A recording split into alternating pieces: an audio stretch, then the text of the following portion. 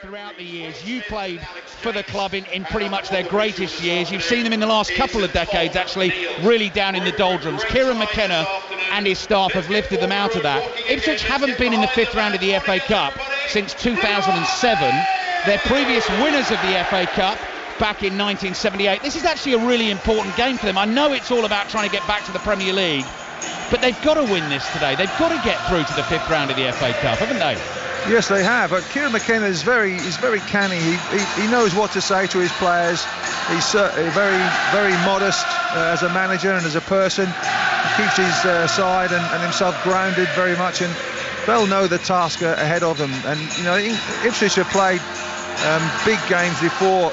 They're on the rise. They really are. Kieran McKenna's done a fantastic job here. He's certainly made the town believe in the club again, and vice versa. And if you have success on the pitch with Ipswich, you get success off the pitch as well. It brightens everybody up. But they know what they have to do. And so I've been in this situation when you play lower league teams. You're sort of thinking, what if? You know, you sort of see the headlines the next day. What if they beat us? But I'm sure Kieran McKenna would have put that out of their minds very quickly and say, right, you've got a job to do, guys. Get on with it. It's the voice of the former Ipswich captain Terry Butcher, England international. I'm going to embarrass him here, he knows this well. A man I used to watch play on this pitch in the blue and white of Ipswich Town, and about 40 odd years later here we are sitting together commentating on Ipswich Town against Maidstone United. If you love your FA Cup occasions, you're going to absolutely love this one.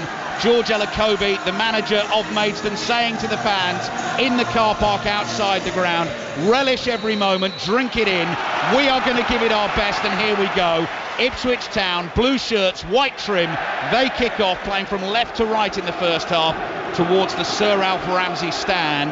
They have only lost 4 games all season, this Ipswich Town team under Kieran McKenna, second in the championship table against Maidstone United, who currently sit 4th in the National League South and drew 1-1 at home against Braintree Town on Tuesday night. Amber shirts for them, black shorts, black socks, playing from left to right as we look at it, and Ipswich just start to knock the ball around inside their own half. Amari Hutchinson wide right gets a first touch. He's on loan from Chelsea.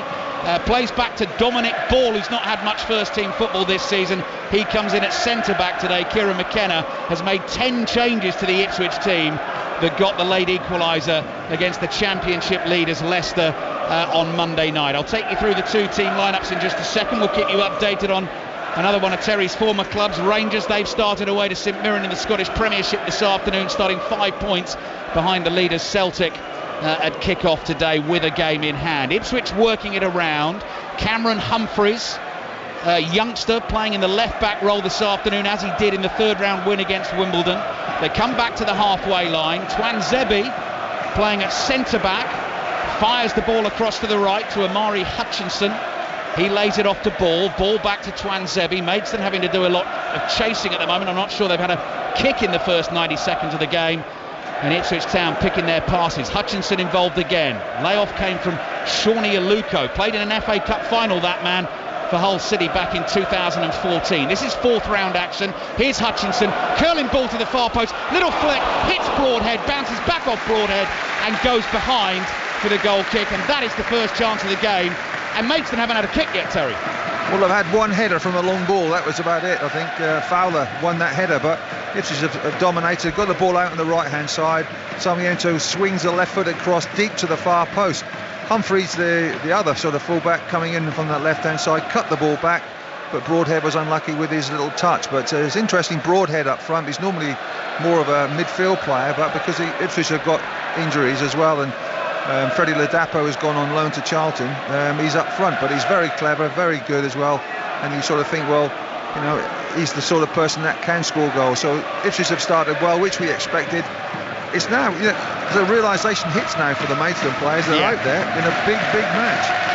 Fantastic noise inside Portman Road. Perfect playing surface as well, and Ipswich revelling in it, revelling in the atmosphere. Humphreys low ball down the left-hand side, controlled by Jeremy Sarmiento, who's made an immediate impression since joining on loan from Brighton. Cross into Broadhead, tries to chest it down to Taylor. The ball runs to Morsey. Ipswich fans shout shoot. He lays it off to Aluko. Cross in from Hutchinson. Sam Corn is there for Maidstone inside his own penalty area. Gets a foot on the ball. Lamar Reynolds goes down, wants a free kick inside his own half. Referee Anthony Taylor tells him to get up and get on with the game. So the National League South team under pressure in the early stages. 5 Live and BBC Sounds, 7 FA Cup commentaries coming your way with us on Radio 5 Sports Extra through until Monday night. All available via the BBC Sounds app if you're on the move this weekend. Morsey into the feet of Taylor. Those two playing in central midfield for Ipswich this afternoon. Jack Taylor signed from Peterborough in the summer, another one who's not been able to get those regular starts that he wants. Floated ball from Ball into the penalty area. Broadhead nods it down. Corn is there again for Maidstone, volleys it away. Ipswich chase back and play back to Twanzebe inside his own half. The former Manchester United defender now enjoying his football here at Portman Road. Jack Taylor gets on the ball. Maidstone stand off him. Forward to Broadhead, and he gets it again, Taylor. Just rolls a pass to his right. Dominic Ball from right back into Broadhead. Laid off to Taylor. Through the middle it goes. Shot from outside the box. Hits the post. Comes back to Hutchinson. Great save on the line by the goalkeeper, Coverland. And Ipswich thought they had the lead. Maidstone survived. Terry Butcher. Wow, what a move from Ipswich. They sucked Maidstone out towards the flanks. There was a good little 1-2 as well on the right hand side. Good cross to the far post. And Broadhead hits the post, and then Coverland makes a really, really good save. Yeah. No, Sarmiento was it hit the shot. It hits the post, and Coverland has to engage the replay as well from Hutchinson. But he did really, really well, Broadhead and Hutchinson. But good goalkeeping from Coverland. Yeah, Coverland, the Brazilian goalkeeper for Maidstone United, all in orange, scrambling across his line quickly, beaten by the shot from Sarmiento, came back off the post. Hutchinson got his effort on target. Coverland was there. Another cross into the Maidstone area. Relentless pressure from Ipswich Town as Ball heads it forward. Hutchinson chests it down. Hutchinson wide on the right is forced away from the Maidstone goal. 5 minutes in, FA Cup 4th round action here. Ipswich 0, Maidstone 0. Space again for Ipswich. Floated ball by Morsey.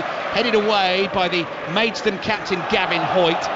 Then fired down the right-hand touchline by Liam Soul. And Maidstone win a throw. Listen to the cheers from the travelling fans for Maidstone United winning themselves a throw. Yeah, it was not as though they made 10 or 12 passes. It was the fact that it got out of their half. Yes. And Ipswich have conceded a throw-in just inside. It's actually the throw-in is taken inside Maidstone's half, but they actually relieved the pressure a little bit. That's why the crowd cheered. But good start from Ipswich, and Maidstone now know they're up against stiff competition. Yeah, Ipswich showing absolutely no mercy from the start, haven't been able to find a way through. Maidstone put a few passes together inside their own half. As soon as it goes forward, they've lost it. Ipswich have Christian Walton in goal, Dominic Ball at right back, Cameron Humphreys left back, Axel Twanzebe and George Edmondson the two centre backs, Sam Morsey and Jack Taylor in central midfield, Hutchinson, Aluko, Sarmiento in behind Nathan Broadhead, the Welsh international, as the centre forward. And I'll take you through the Maidstone team when we get the next break in play. Hutchinson's seen a lot of the ball for Ipswich in the early stages, looking for the 1-2 with Aluko. Harry Kyprianou, the Cypriot left back for Maidstone, does his job there, gets in the way of Hutchinson, and it goes behind for a goal kick. So your Maidstone team, 2 changes from the FA Cup 3rd round win against Stevenage at home thanks to the Sam Corn penalty. Lucas Coverland, the Brazilian keeper, already been in action with a fabulous save. Gavin Hoyt started his career at Arsenal. He's the skipper, 5th season at Maidstone. He plays at right back. Kyprianou, the Cypriot, is at left back. George Fowler, one of the centre backs, actually started out at Ipswich and made 1 first team appearance. Now he plays at Portman Road in the opposition team. He's alongside the 21-year-old Paul Appiah, the centre back, on loan from Leicester. Midfield 3 of Sam Corn, Sam Bone and Jacob Barkley Agyapong, who's won the penalty in the 3rd round win against Stevenage. He was tripped and Sam Corn stuck it away.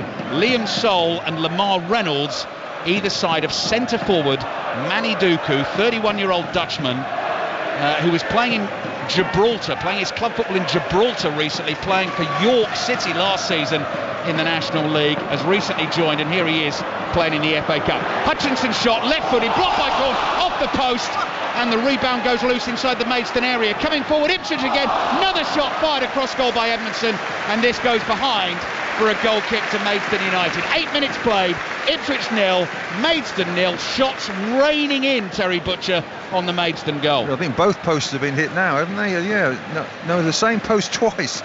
It was unbelievable. It's a great shot, on target, got a slight deflection from Hutchinson, and luckily for Maidstone, it didn't go in the back of the net. But you just see Ipswich spreading the play well, very slick passing. I don't think that Maidstone have come up against opposition of this quality before, but I'm sure they'll get used to it. The longer they can go on in stopping Ipswich, whether by hook or by crook, will do them confidence a world of good. 6 games played in their FA Cup run so far for the National League South team. 6 games won, no replays required, only 2 goals conceded. In the first 8 minutes here, they could have conceded twice. Both posts struck by Ipswich Town. Gavin Hoyt's won a free kick for Maidstone. Liam Sol starts a run down by the right. Cameron Humphreys read it, intercepts, then he's tackled by Sam Corn, and the ball goes away for an Ipswich Town goal kick. It's a bit of a breather there for the Maidstone back 4 in midfield. At times they've got a back 4 and 6 men in midfield, but Ipswich still finding a way through. Christian Walton, who was the regular keeper for Ipswich last season in the promotion season, coming up from League One, but at the moment having to make do with duties on the bench. Apart from the FA Cup this season, chip ball from Aluko. It's just too far for Jack Taylor, and it skips into the arms of Lucas Coverland. But Christian Walton was the goalkeeper for Wigan Athletic when they beat Pep Guardiola's Manchester City in the FA Cup 5th round a few seasons back. I imagine he was probably busier that night than he will be this afternoon, but we're in the early stages of the game. 9 minutes gone, long ball played downfield by Coverland, and away it goes for a throw into Ipswich in their left back position. Christian Walton got injured in the pre-season. Václav Kladky, the Czech goalkeeper, came in and started the season and has been absolutely brilliant for Ipswich so far. He has done very well. He's part of Ipswich's success this season, and they are where they are. A lot down to him as well, but he's very good with the ball at his feet. Walton's very good as well, the goalkeeper. He's like 6'5" or something like that, so he's a big boy, but he certainly keeps goal very well. Aluko sliding the pass through, chance for Broadhead, saved again by Coverland in the one-on-one, and Maidstone survive. Gavin Hoyt nips in, takes the rebound, passes it from the byline with his left foot to Appiah. Appiah's tackled by Sarmiento. Maidstone in trouble, cross comes into the penalty area, blocked by Cipriano.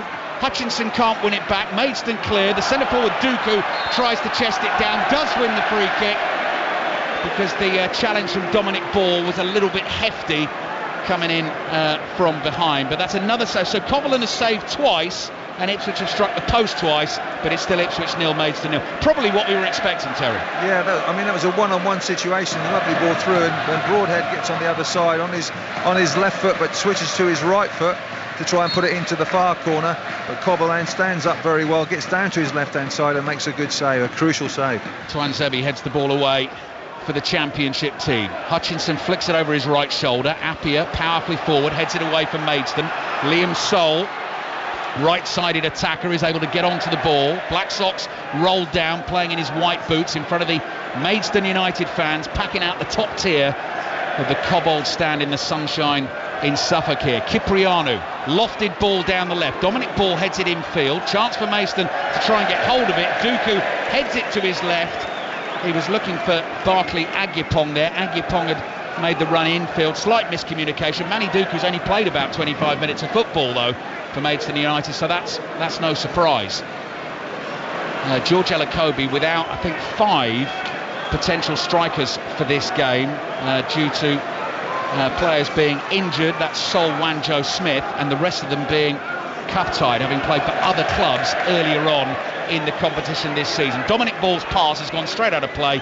Maidstone United have a throw. Terry Butcher. Yes, I think everybody can breathe a sigh of relief from Maidstone anyway and watching, because the pressure's off them. They can regroup and get going again. But it's just, I think Christian Walton at the back, the goalkeeper, is saying to his players all the time, tempo, tempo. He's moving his hands in that circular motion to say they've got to keep the tempo up, because that's the thing that'll beat teams like Maidstone, is if they play at that high level. Cipriano's throw forward. Dooku wins the flick on. Reynolds tries to keep it in play wide on the left. Has managed to do that. Here is Barclay Agyapong. Ball into the edge of the Ipswich penalty area, just beyond Reynolds. That was promising for Maidstone United. And now Ipswich with Dominic Ball are able to bring it away. And the midfielder's enjoying some space this afternoon. Cameron Humphreys, the 20-year-old at left back, plays it to Taylor. Taylor picks up the pace, crosses the halfway line. 2 Maidstone players in front of him, and the pass forward is blocked by Sol, and it goes out for an Ipswich Town throw. Just inside the Maidstone half, wide on the left. thrown back into the Ipswich half. George Edmondson sees acres of space on the right for Ball. Ball looking up as he brings the ball forward. Run being made by Sarmiento. Sarmiento's touch on the edge of the box. He was off balance and easily knocked to the floor by Appiah. Twanzebe fires the ball forward. Fowler's there to win a header for Maidstone. Then Dooku, the centre forward, lofts it high in the air with his head. Morsey chips the ball across the Maidstone half. And Ipswich have it with Sam Morsey, who's fresh for Ipswich Town, having missed the last couple of games, league games, through suspension. Back in central midfield. Hutchinson lays it back to Shawnee Aluko. Aluko works it onto his right foot, just inside the Maidstone penalty area. Here's Ball wide on the right. Hutchinson fancies the curler. Coverland throws himself to his right, palms it behind, and that will be an Ipswich Town corner. 0-0.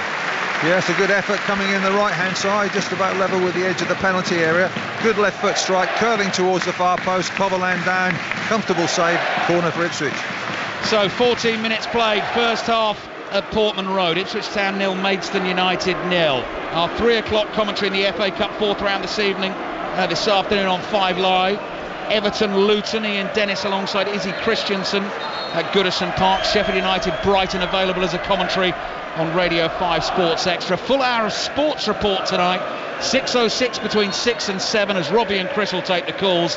Fulham, Newcastle and FA Cup commentary at 7 o'clock this evening, and then everything wrapped up for you in the Football Daily podcast, as ever available via the BBC Sounds app. We're heading to St Mirren Rangers shortly. We're going to do that after this corner. That game also kicked off at 12:30. Anthony Taylor's had a word with a few players in the penalty area here. Corner comes in from the left, and the header is high over the bar, behind for a Maidstone goal kick. Gavin Wallace watching St Mirren Rangers. What's the latest, Gavin? Yeah, Terry Butcher will be happy. St Mirren 0, Rangers 1. Cyril Dessers getting himself back onto the score sheet again. It was a ball over the top from John Lundstrom. Dessers latched on, but round about Hemming and slotted home. St Mirren 0, Rangers 1. Yeah, Terry, who played some of his football at Ibrox, left here in '86, didn't you, Terry, to go up and play for Rangers. Graham Souness and loads of titles and trophies up there. Yeah, it's like 100 years ago to me, but yeah. And, I mean, the thing is, I'm always happy, not just when Rangers score. I'm always happy. You know that. I do know that, Terry, and what I'm particularly happy about is the big bag of goodies that you brought. I know whenever I do a game with you, you come absolutely laden with cakes and pastries and sweets and goodies, and today is absolutely no different. 15 minutes in, Ipswich 0, Maidstone 0. Lovely turn from Sarmiento inside the penalty area. A couple of defenders in front of him. Back to Hutchinson. Thought about the shot, delayed. Here's Sarmiento, little trick to try and make space to get a cross in, then dinks it up with his left foot to the far post. It's beyond Humphreys. Humphreys has got Liam Soul breathing down his neck, but Humphreys keeps it in play for Ipswich, rolls it down the left-hand touchline. Morsey, 25 yards out, driven shot, and Coverland palms it behind for another Ipswich corner. I thought that was in the back of the net because Coverland can only palm it down, and it went behind for a corner, but he made a crucial save then. Good strike from Morsey.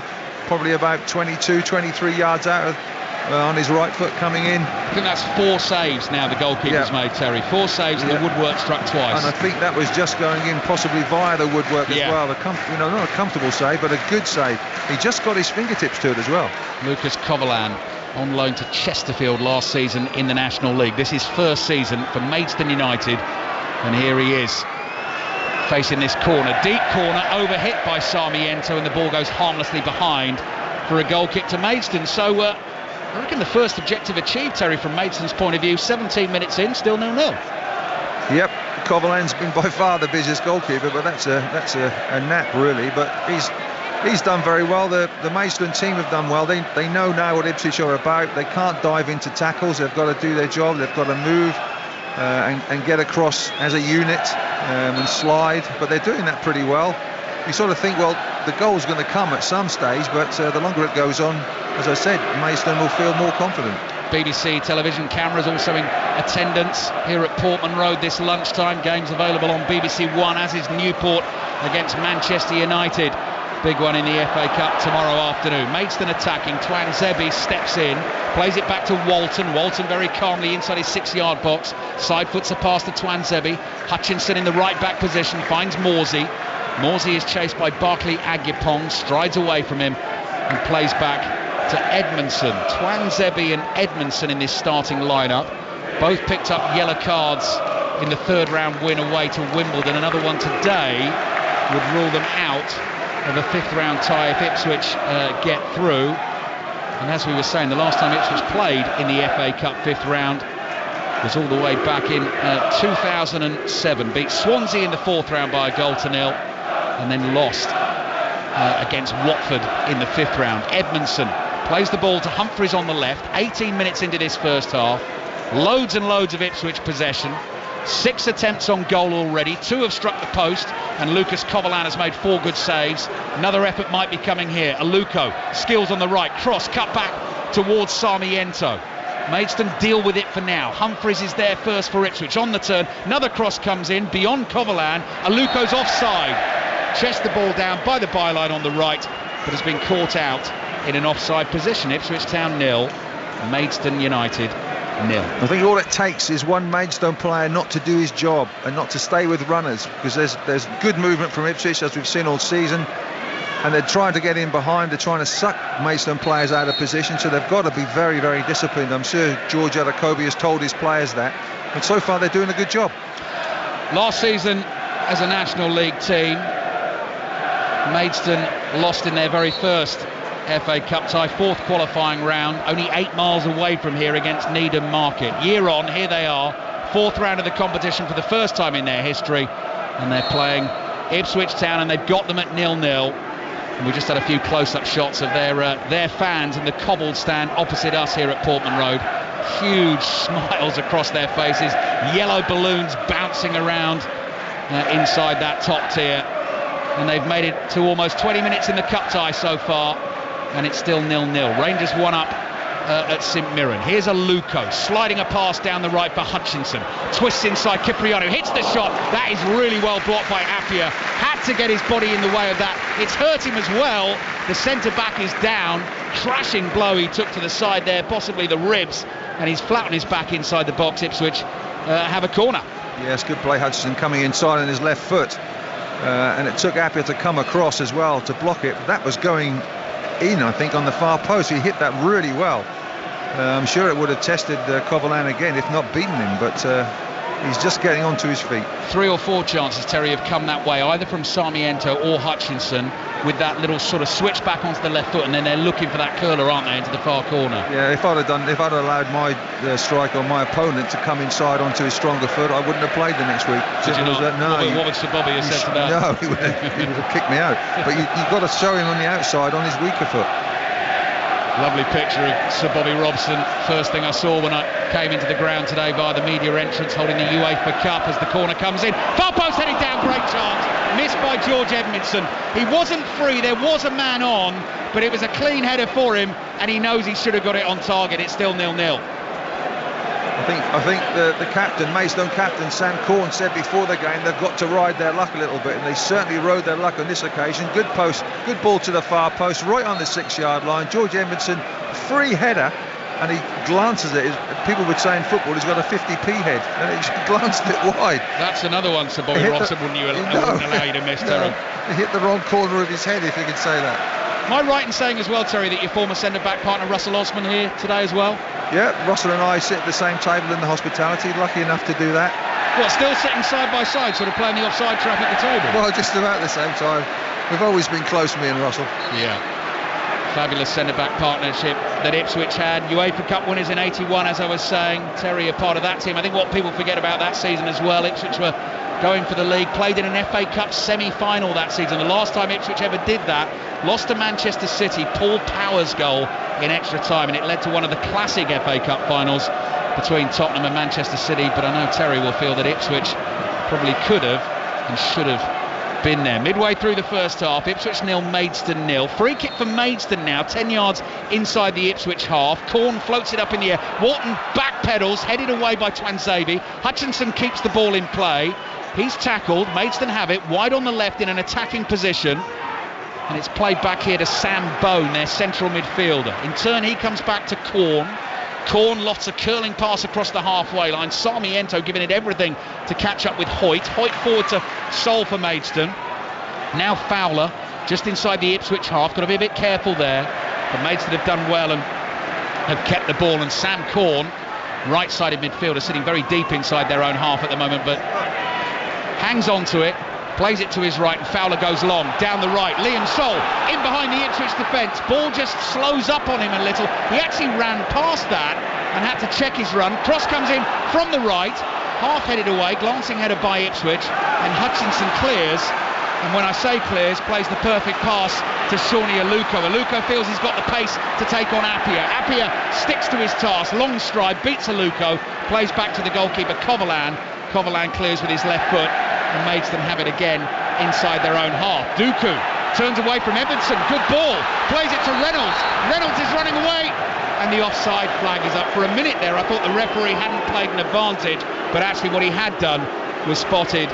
There was an offside against Reynolds, but classic centre-forward play, Terry, from Dooku to take the turn and put his teammate in. Our engineer Rob Dybel just says, was he offside? It was very, very close, but that was the best spell of possession, best spell of passing from Maidstone. They are growing into this game very well. Rob's given it the nod. Apparently it was offside. Looking at the replay, well, Terry says. Rob knows, I tell you, he knows everything. Yeah. Oh, yeah. Twan Zebi for Ipswich.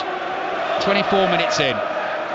Ipswich second in the Championship against Maidstone United, fourth in National League South, and the game still in the balance at 0-0. Playing for a place in the last 16 of the FA Cup. Here on 5 Live and the BBC Sounds app as Sarmiento plays back to Morsey in the middle of the Maidstone half. Twan Zebi receives it from Morsey, takes his time, rolls a pass to Ball. Ball's cross in towards the far post, headed away to the edge of the box. Barkley Agyapong controls it, then launches it forward way beyond Lamar Reynolds. Reynolds doesn't even give chase to that because Walton, well outside his penalty area, all in green, the Ipswich keeper, is able to control it and just nudge it forward here to Morsey, the Egyptian international, but not on duty at the Africa Cup of Nations, and Ipswich very grateful for that. Given away by Maidstone. Here is Morsey on the ball for Ipswich, running forward, little pass to his left. Sarmiento stopped initially, but Ipswich still have it. Chip ball from Hutchinson towards Humphreys, making the run, just skips away from him, and behind it goes for the goal kick, and it's still Ipswich 0, Maidstone 0. Yeah, Maidstone coping with that very, very efficiently, but Lamar Reynolds he made the run forward from the break. I think it was Agyapong tried to play him through, but if he played a longer pass, Reynolds was because Ipswich back 4 or back 2 had come right up to the halfway line, and if the ball was right, Reynolds would have been in. So it's 2 or 3 times in the last 5 minutes where Ipswich have pushed up and they've left a lot of space behind. So you never know, and the way that Maidstone are playing here at the moment, they're doing really well. Yeah, they've had half a sniff of a look at the Ipswich goal. They've not been able to get a shot away as yet, but 26 minutes in, still Ipswich 0, Maidstone 0. Ball prompts a little run from Hutchinson down the right. Hutchinson away from Cipriano. Switch pass, sliding cross from Taylor into the near post, dealt with by Fowler, the former Ipswich man, and he hooks it away with his left foot for a throw in to Ipswich, attacking position on the right. Ball's looking for an option. Hutchinson comes running towards him, controls it, lays it back to Ball. He's just about level with the corner of the Maidstone penalty area. A little 1-2 with Taylor. Ball again, back to Morsey, just gets the ball caught between his feet. Little bit of skill, cross comes in, Broadhead leaps. Looked like he might have got a slight nudge mid-air, but Ipswich not complaining. They keep playing. The ball is now outside the penalty area, wide on the left. Jack Taylor's involved again. Plays it back to Edmondson, gives it to Taylor, threads it through to Morsey, lays it off to the centre-back Edmondson again, who looks up and strokes a low pass across the pristine pitch to Ball, who passes from sunshine to shade. Morsey chips it back to Ball, in shade again, wide on the right, in front of this west stand. Hutchinson. Harry Cipriano, the Maidstone left-back, follows him out to the touchline. He works it infield. Ball plays it back to Morsey. Another cross comes in. Fowler heads it away. The ball bounces on the edge of the Maidstone area. Sarmiento takes control, hits the shot on the turn, well wide, and that's a goal kick for Maidstone United. Terry Butcher. Yeah, I think Kieran McKenna will be just saying to his players, look, keep it going, just be a bit more calculated when it comes to the final ball and the final shot, because they've got all the possession, the movement's good, they're getting in behind. It's just about that final pass now, but the more the game goes on and that final pass doesn't sort of work out, the more sort of, not desperate Ipswich get, but they just start to get a little bit worried, saying, well, we've had all the possession, we haven't scored yet. Ipswich 0, Maidstone 0, St Mirren 0, Rangers 1 in the Scottish Premiership. Rangers starting the day 5 points behind Celtic, so if they win today, they'll be 2 points behind Celtic. Play Ross County at 3 o'clock this afternoon. Ian Dennis, your man with the scores on the doors, the goals as they go in during commentary of Everton Luton. Dooku chasing a through ball for Maidstone, just too much on the pass from Reynolds, and Walton was able to come out and collect. He bowls it out left armed towards Ball quickly makes ground down the right for Ipswich, finds Hutchinson just drops a shoulder, plays it in field to Morsey. Humphreys making a run, Morsey's seen him, well read by Liam Sol back there doing the defending for Maidstone, nods the ball away and it just dribbles out for a throw into Ipswich on the left wing in front of a little pocket of Maidstone fans. The only part of the lower tier they've got of the Cobbold stand is just in that section of the ground, so in the half away to our right hand side, very close to this pitch at Portman Road. Ipswich have taken their throw, they've worked it from left to right. Aluko, he's tackled, edge of the Maidstone area. Bone brings it away, wants to see the run from Reynolds. Reynolds runs into space, little step over, tries to beat Twanzebe, takes Twanzebe on the outside. Twanzebe just does enough, strong enough to see off the run of Reynolds, who's down on the floor. Might have just taken a little knock in the face there. Are Ipswich going to keep playing here? Aluko has it wide on the right. The referee's going to blow his whistle before Aluko puts the ball out of play. So Ipswich 0, Maidstone 0. Rangers 1 up at St Mirren. Arina Sabalenka retained her title. She won the women's singles final at the Australian Open this morning. Full commentary tomorrow of Yannick Sinner against Daniil Medvedev from 8:30 on BBC Radio 5 Live. And did you see the cricket, Terry, at Hyderabad? You see Ollie Pope today, 148 not out. Sensational. I mean, for Tuffers to mention him in such high esteem and how well he did was just incredible. So yeah. That's one of the most difficult environments to go to India when the pitch is turning and they've got that spin attack. So it was good to see. But this is good to see from Maidstone's point of view. That Ipswich will know that this relentless pressure is going to tell soon, but they'll hope it soon, but you never know. Still 0-0. England closing 316 for 6, a lead of 126, 4 second innings wickets remaining. Jonathan Agnew and the team on the TMS podcast will be able to bring you all the details. That again available via the BBC Sounds app. FA Cup highlights, all the goals available via the BBC Sport website and app as we go through the weekend, and the highlights tonight 10:30 BBC One. No goals in this game as yet. Edmondson takes it off Dooku. Edmondson driving forward for Ipswich in the blue and white. Beats Hoyt as well. What a run this is from the centre-back. Wide on the left-hand side. Now looks for the pass. Can't find that. Sol blocks it. Runs straight into Humphreys. The ball breaks to Taylor for Ipswich. Edmondson still forward.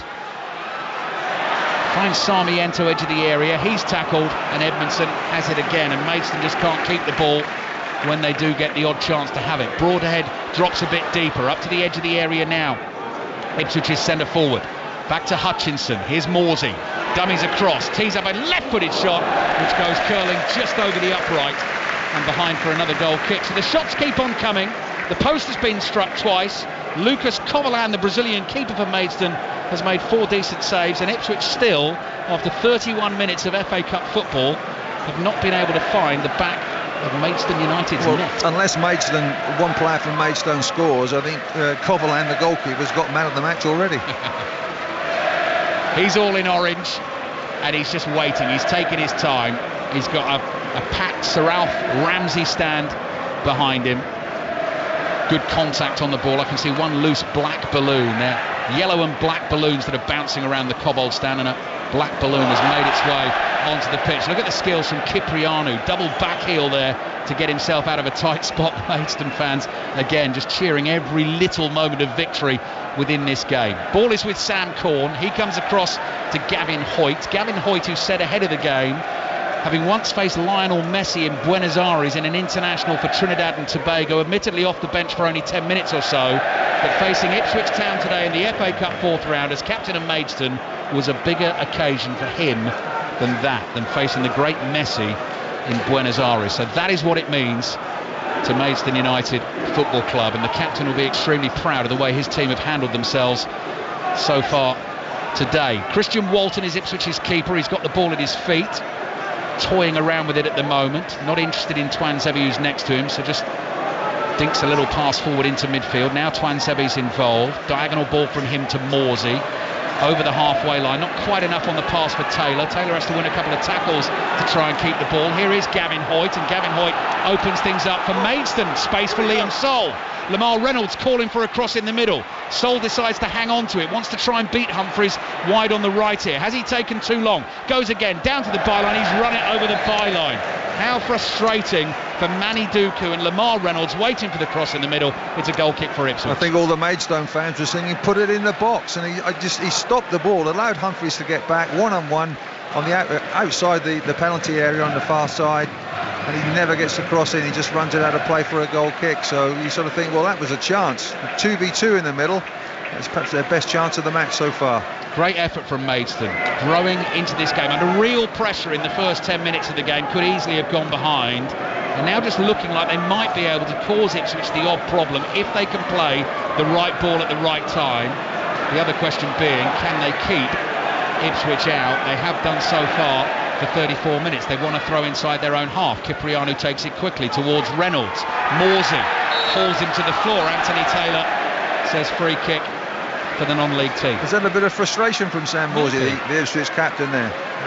I sort of think so. So well played, Maidstone. They are growing into this game, as you say. Cipriano again on the ball, takes the free kick quickly. Unfortunately, Sol slips, and Sarmiento's there for Ipswich, moving at speed, gliding across the turf. What a run this is! From Sarmiento, hits the shot, big deflection just over the bar. Kovalan could only stand and watch.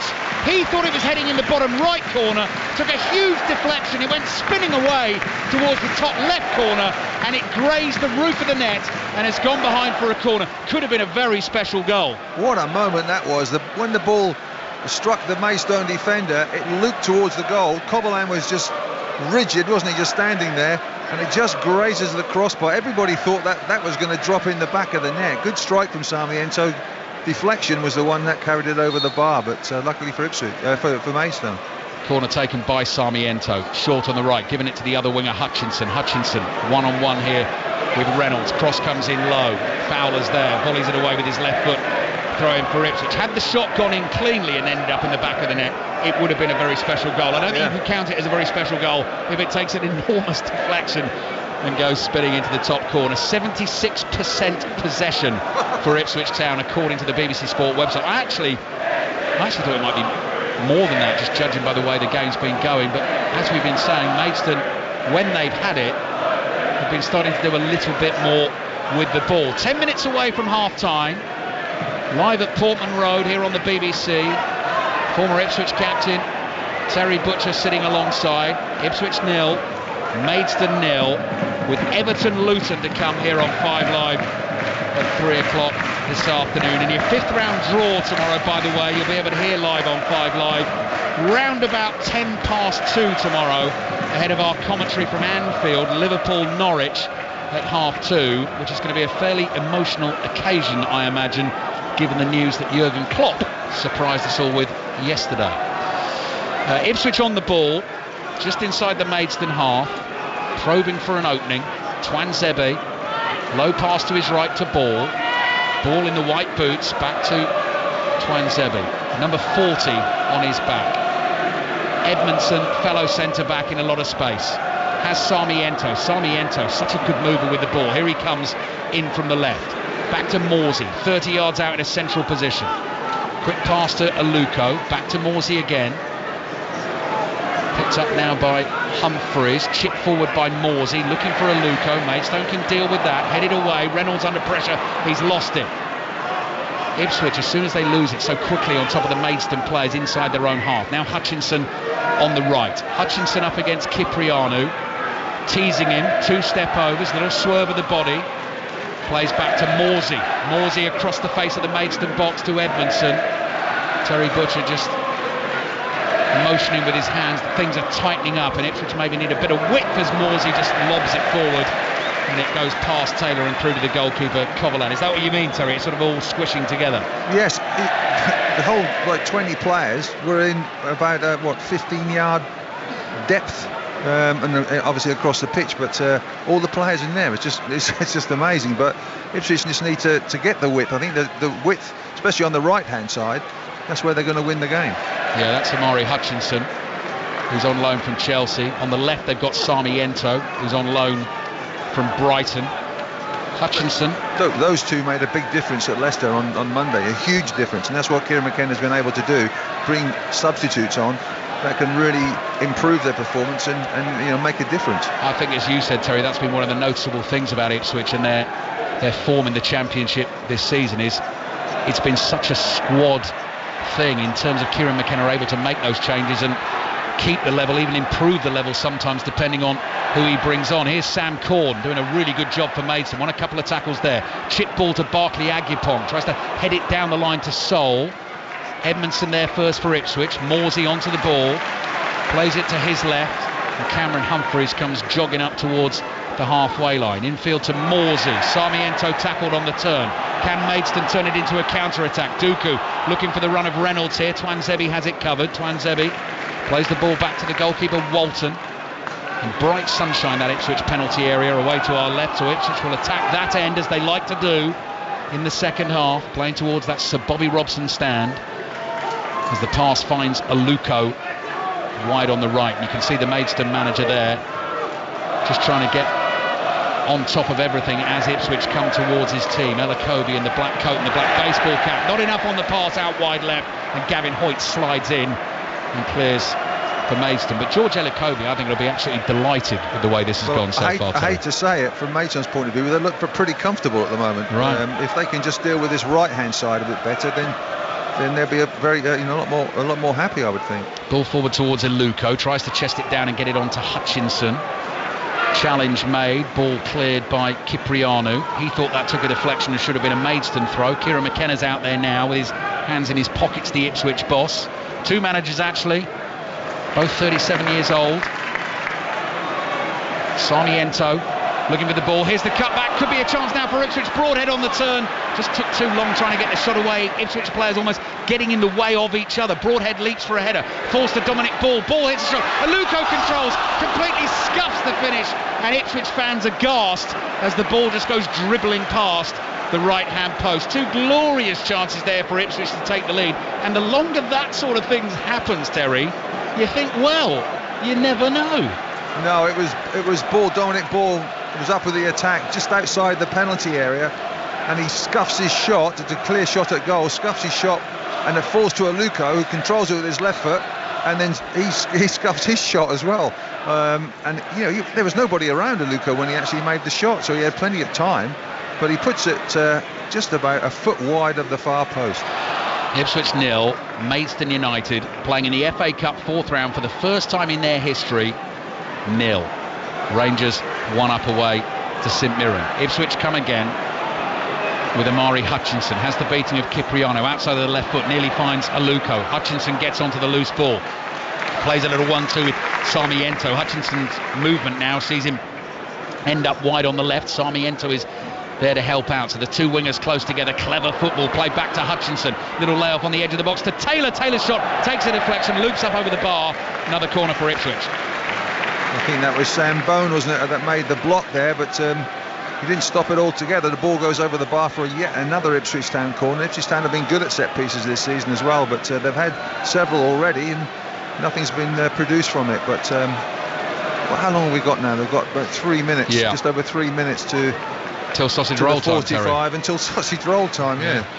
I think there'd be no sausage rolls in both dressing rooms, I would have thought, before half time, but and Maidstone will certainly deserve a break if they can just hold on for these final few minutes. Corner for Ipswich.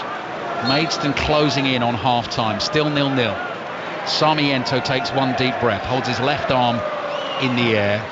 High curling ball towards the far post, headed away, it drops down inside the Maidstone area. Barclay Agyapong on the turn. Duku is there, nods it forward to Sol. Two Maidstone players running clear inside the Ipswich half. Chance for Lamar Reynolds, takes the ball on. Here we go, ding finish.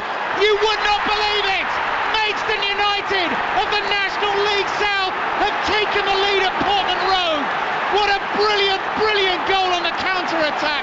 Lamar Reynolds kept his cool. The first touch was perfect and the finish was world-class. Get this, Ipswich Town 0, Maidstone United 1. Well, we talked about Ipswich pushing up. Ipswich were on the attack and they pushed right up to the halfway line. It was a good clearance as well from Maidstone. They got the ball in possession, and one ball through the Ipswich defence there to come up, very square, allowed Reynolds to make the run on goal. And as we saw before in previous FA Cup matches, Reynolds is deadly going towards the goal, and it was the most perfectly professional finish that you'd ever see. His first touch was great. He then dinked the ball over Walton. Walton committed himself, and he sort of dinked it right over, and it was in the back of the net. I couldn't believe it. I thought, well, he's going to smash this, but he doesn't, and it's just on the edge of the penalty area. Walton dives, and the ball's over the top. Unbelievable, but thoroughly deserved in the performance that they've shown so far. Very disciplined. They've rode their luck a little bit, but look what they've done. What a finish, what a story. As we said at the start of the game, given where these two teams lie in the football pyramid in the English football system, it could potentially be one of the biggest upsets you'll ever see in the competition. It's taken a long time for the Maidstone players to get back from the celebration. Substitutes came streaming onto the pitch. We can't see the entire top tier of that cobbled stand, but all I can tell you is it's absolute bedlam in there. Amber and black just swaying wildly from side to side. Ipswich having struck the post twice, Coverland making 4 great saves. Lamar Reynolds, note the name, has given Maidstone United the lead here at Portman Road. And now Maidstone with some defending to do. 1 minute left plus added time at the end of the first half, and they lead Ipswich 1-0. Hutchinson to Morsey, edge of the box. Sam Corn steps in to intercept. Ipswich wide open again on the counter. Edmondson comes charging back and just gets there in time. That was the point, Terry. It needed the ball to be played by Dooku, the perfect ball, but Ipswich were just everyone upfield. It was wide open. They'd obviously committed men forward, Ipswich, but one ball, and we talked about it before, it was on before 2 or 3 times in this first half for the long ball through, but Maidstone tried to play it a little bit cute and to feet, but one ball over the top does the damage. Those are the Maidstone fans you can hear at Portman Road. What a noise, what a scene. 2 minutes of added time, end of the first half, and this is why we love the FA Cup. Ipswich Town, possession-wise, shots-wise, everything all over Maidstone, and they find themselves 1-0 down and under pressure. Dominic Ball's cross comes in.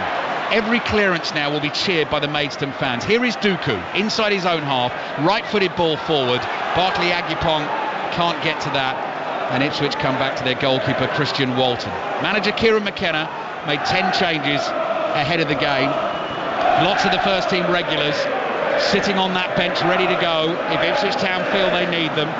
Still plenty of time in the game, but what a story Maidstone United are bringing us on BBC Radio 5 Live this afternoon. Twan Zebi, you can barely hear yourself think. 4,500 Maidstone United fans bellowing the chants out at the top of their lungs. Minute left in this first half of added time, and that's the next target for Maidstone. Get to half time and get into those dressing rooms 1-0 up, and then go again in the second half. Ball to his right, finds Hutchinson. Hutchinson taking on Cipriano, heading for the byline, has the beating of him, slips, picks himself up, no free kick, and then is moved away from the penalty area by Cipriano. Ball, plays it back to Twan Zebi.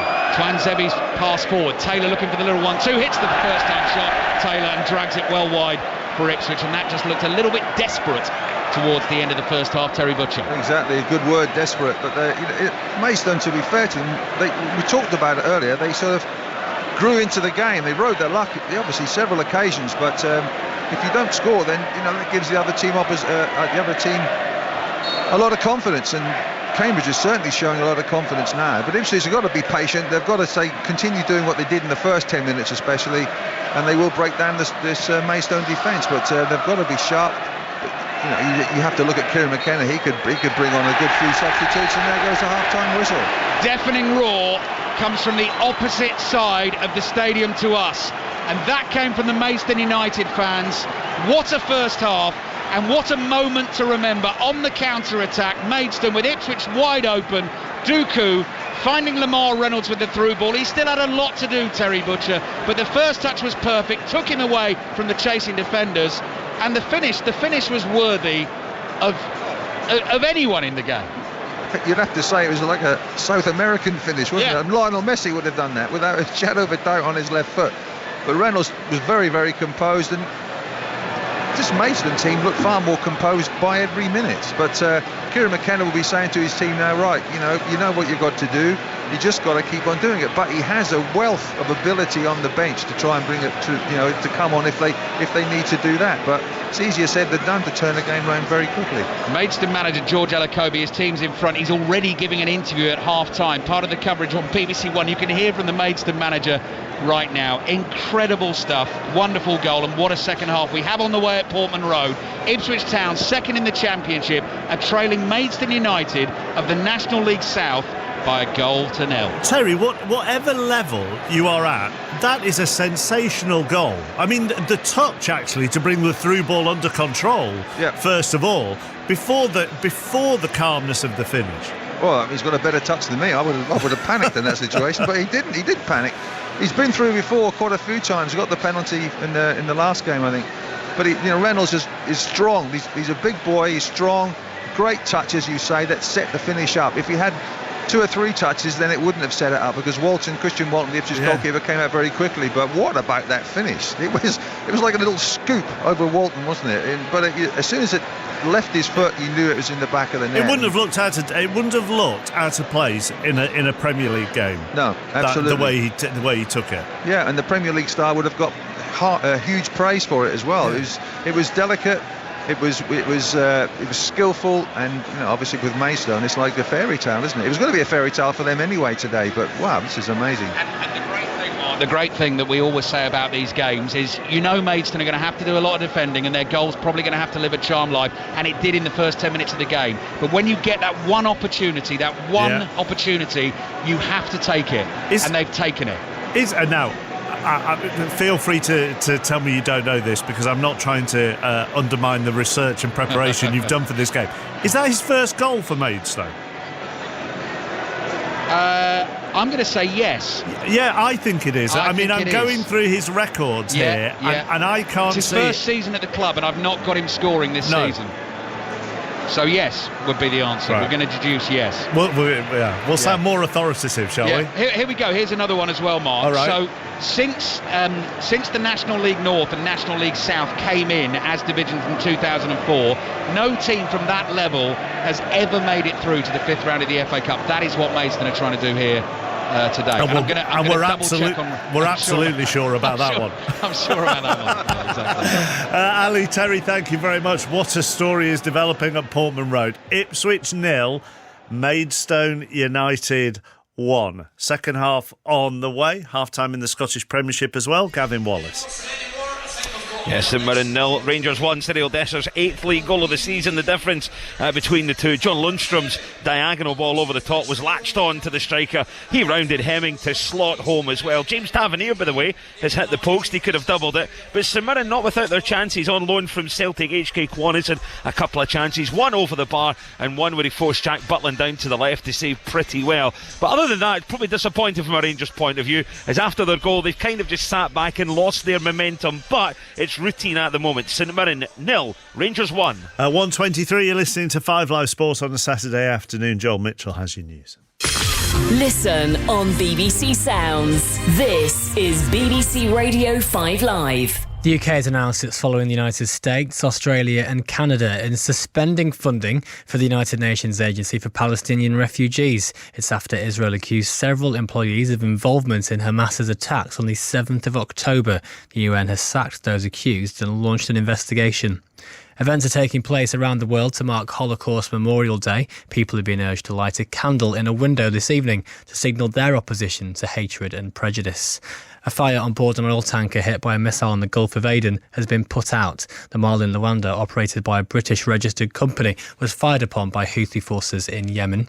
And Border Force figures show a surge in the number of illegal vapes imported into the UK. Around 4.5 million were seized in the first 10 months of last year. Pep Guardiola. A perfectionist. A tactical genius. The best manager of his generation. The best manager in history. Reserve team coach Pep Guardiola, a popular former player at the Nou Camp, will take over from Rijkaard. This is a podcast all about the man who has shaped the modern game. It feels almost as if he's solved the riddle, if he's cracked the code for football. From his history in La Masia to dominating football across Europe. He's brought a brand of football to the Premier League that we've never seen before. Everybody plays like Pep's teams now. On football, he takes you to heaven. From BBC 5 Live. Sporting giants Pep Guardiola. Listen on BBC Sounds. This is 5 Live Sport with Mark Chapman. On 5 Live. Listen on BBC Sounds. Ipswich 0, Maidstone United 1 at half-time. Second half on the way. Then our base at 3 o'clock. Everton against Luton. Ian Dennis is there for us already. And the visitors will be tricky opposition here for Everton, won't they? Yes, they will. I think the team selection for both will be quite interesting, given that their priorities would obviously be staying in the Premier League, and we still don't know what's going to happen with whether there's further sanctions against Everton, and what will happen with Nottingham Forest, because Luton obviously are just a point behind Everton after that 10-point deduction for Sean Dyche's side. So I think how strong Luton go, bearing in mind that they're both playing on Tuesday night. Everton have got Fulham away, Luton have got Brighton at home. So I think the team selection will be telling. They've lost just one of their last 6 though, haven't they, Luton? Yeah, no, I think they have shown signs of picking up. You know, they've 7 points out of 12 in their recent Premier League form. That defeat was only against Chelsea, and that was when they lost out by 3-2. Although I should say that if you look at the history between the two, and they've only made 7 appearances previously in domestic cup ties, but Luton have never beaten Everton in a domestic cup tie. They've lost 3 in the FA Cup and 4 in the League Cup. So they'll be looking to try and change that today. Whereas Everton, I think, with Sean Dyche, they've been very, very hard to break down. They've kept 3 successive clean sheets. It's nearly 5 hours since they last conceded a goal. Ian, thank you very much. Ian at Goodison Park for us this afternoon. Izzy Christiansen will be alongside him. Everton, Luton, our base from 3 o'clock. All the goals as they go in up and down the country, though. Next, let's go to Melbourne, where Arina Sabalenka has won the women's singles title at the Australian Open for the 2nd year running. Her victory was watched by correspondent Russell Fuller.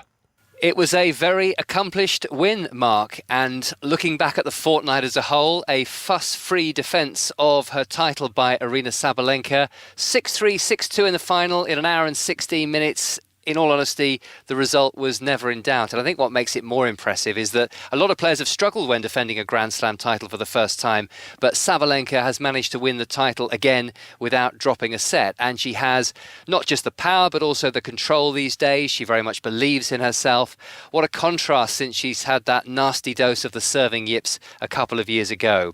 She is the first player since her compatriot Victoria Azarenka 11 years ago to successfully defend the title here in Melbourne. It's been an amazing couple of weeks, and I couldn't imagine myself lifting this trophy one more time, and it's an unbelievable feeling right now, and I'm really speechless, and as always my speech going to be weird, so it's not my superpower, but I'll try my best.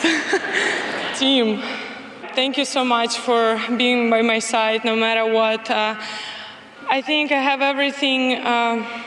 I forgot what I wanted to say, but without you I wouldn't be able to to achieve so much in this sport. Thank you so much for everything you're doing for me. I'll just keep repeating the same that I'm saying on each speech, so thank you so much for everything you've done for me. I mean, without me you wouldn't be that good as well, you know, like, let's accept that fact.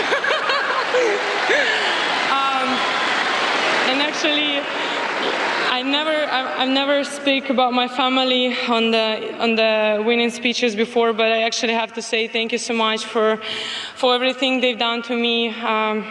Should I keep speaking English because they're not gonna understand me? But I hope that they'll translate. So I love you so much, and you're my biggest motivation, and everything I'm doing for you. So I'm sending love, and I really miss you so much.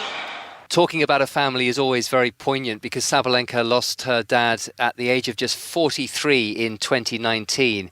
And he'd always said his dream was for his daughter to win 2 Grand Slams by the age of 25. So technically, it might have taken her 1 year longer, but the future is very bright. It seems that only now she's coming into her prime. You can listen to Russell and the team with commentary on the men's singles final between Medvedev and Sinner, 8:30 tomorrow morning on 5 Live. Let's head to Cheltenham. Festival Trials Day. John Hunt is there for us. Hard to pick a highlight, really, but given that there will be potential Gold Cup horses involved, are you going to go for the Cotswold Chase? Probably, Mark. Yes, good afternoon to you from a lovely sunny Cheltenham at the moment. That Cotswold Chase due off relatively shortly at 150 mark. It is the Gold Cup trial. The Gold Cup winner from last year, Galopin des Champs, will be running next weekend. We'll be covering his race from Leopardstown in Dublin.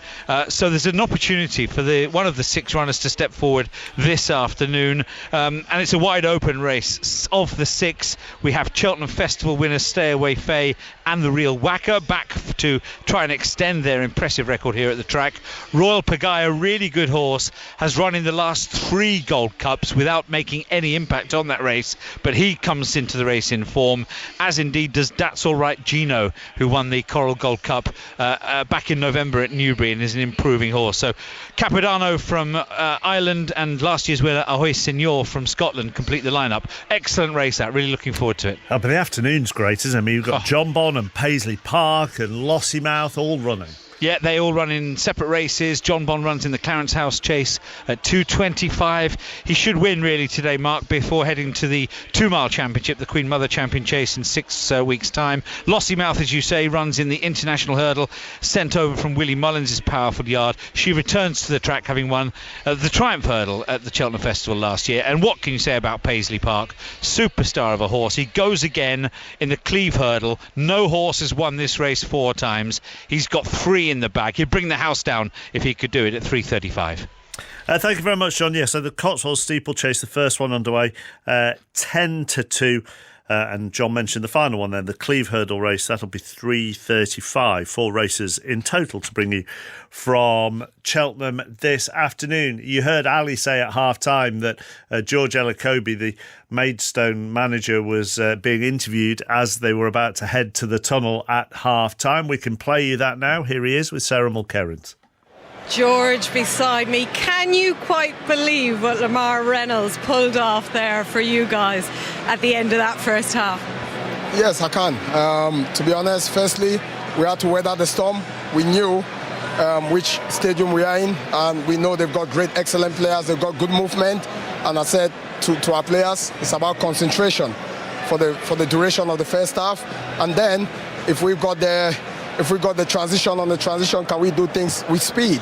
And you saw it there, an excellent ball through, and Lemar is ran through.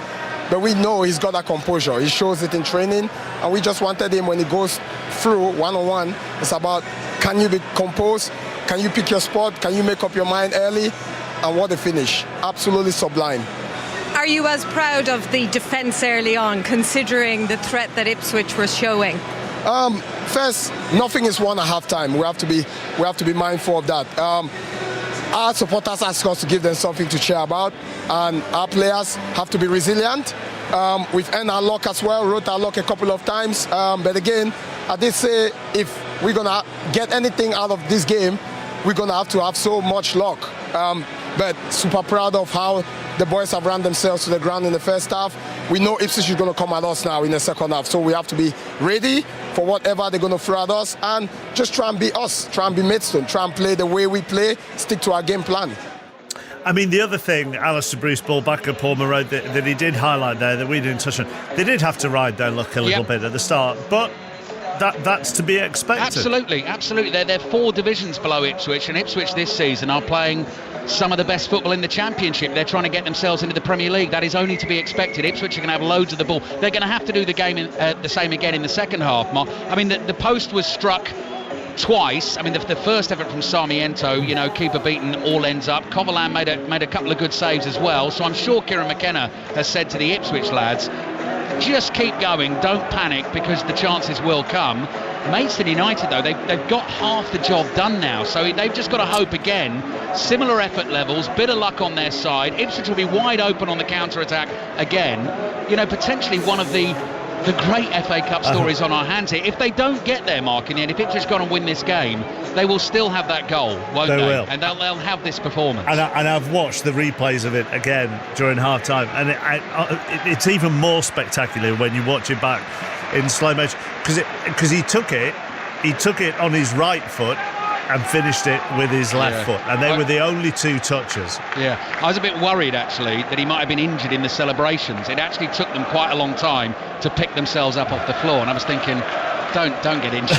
Don't get injured doing that after scoring a goal like that. But no, he's back out. We're ready to go, Mark, for the second half. So we will take it away here at Portman Road. Ipswich Town 0, Maidstone United of the National League South 1. And they kick off this second half. Sun is still shining at Portman Road. This their 7th game in this FA Cup run, and trying to take certainly the biggest scalp that they will ever have taken as a football club, but it will be one of the great FA Cup upsets. Terry Butcher back with us for the second half. Terry, those sausage rolls, where did they come from? Absolutely tip-top. That is a magnificent sausage roll, that. Yeah, they were from some stores, Alderton stores near where I live, and yes, they're renowned for their flavour and taste. Fantastic, wasn't it? It was a sweet little glaze on them, Terry. They were huge as well. They were not small ones. Don't tell them that. I mean, you woofed yours down very quickly.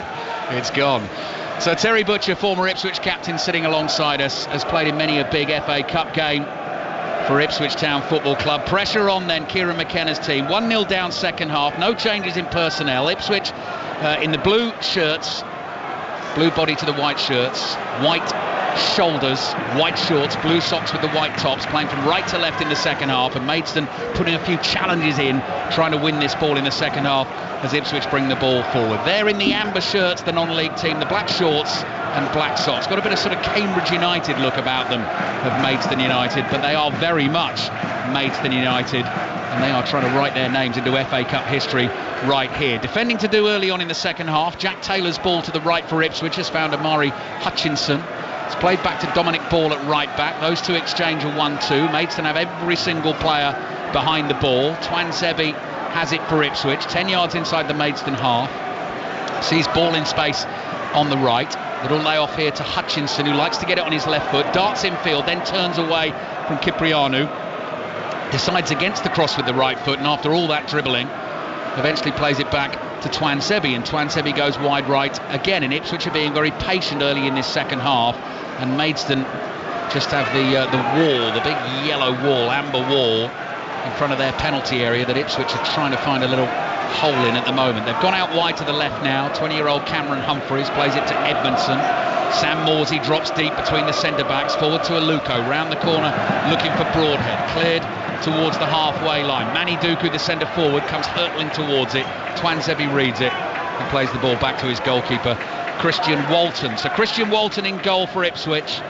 Dominic Ball right back, Cameron Humphreys left back, Axel Twanzebe, George Edmondson the two centre backs, Sam Morsey and Jack Taylor in central midfield, Amari Hutchinson, Shawnee Aluko and Jeremy Sarmiento as an attacking trident in behind the centre forward Nathan Broadhead, with plenty of strength on the bench to come for Ipswich. I think a lot of the football in this second half is going to be played away to our left in front of that Sir Bobby Robson stand.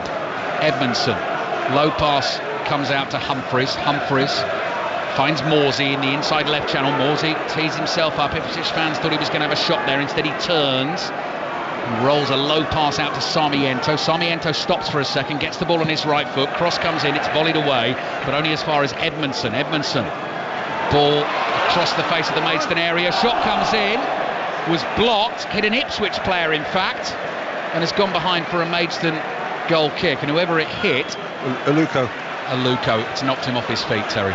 So we're just going to have a slight stoppage in play. I think he got that in a very uncomfortable area. Right, well put, thank you, well described. Talking about Terry Butcher produce that was delivered today, did you know, Terry, so I learnt this in Five Live's Fact of the Day, a little competition we do every Friday. Us football commentators get tested by Tony Livesey on certain things connected to football games, and because I was doing this game, he brought up a product called Butcher's Bandage, which apparently off the back of your famous picture, you know, the one of you in the blood-soaked bandages when playing for England against Sweden. It was a beer. It was a beer? Yeah. It was a beer, and I got it right. I got a choice of 3. Was it a racehorse, a diesel engine, or a beer? Yeah. And I said beer. Did you ever taste the beer? Yeah, it's very good as well. Is it good? Yeah. It's called a red beer. That's right. It's for a red obvious ale. reasons. Yeah. I'm surprised you didn't bring some today, actually, to go with the sausage rolls. That would have gone down very nicely.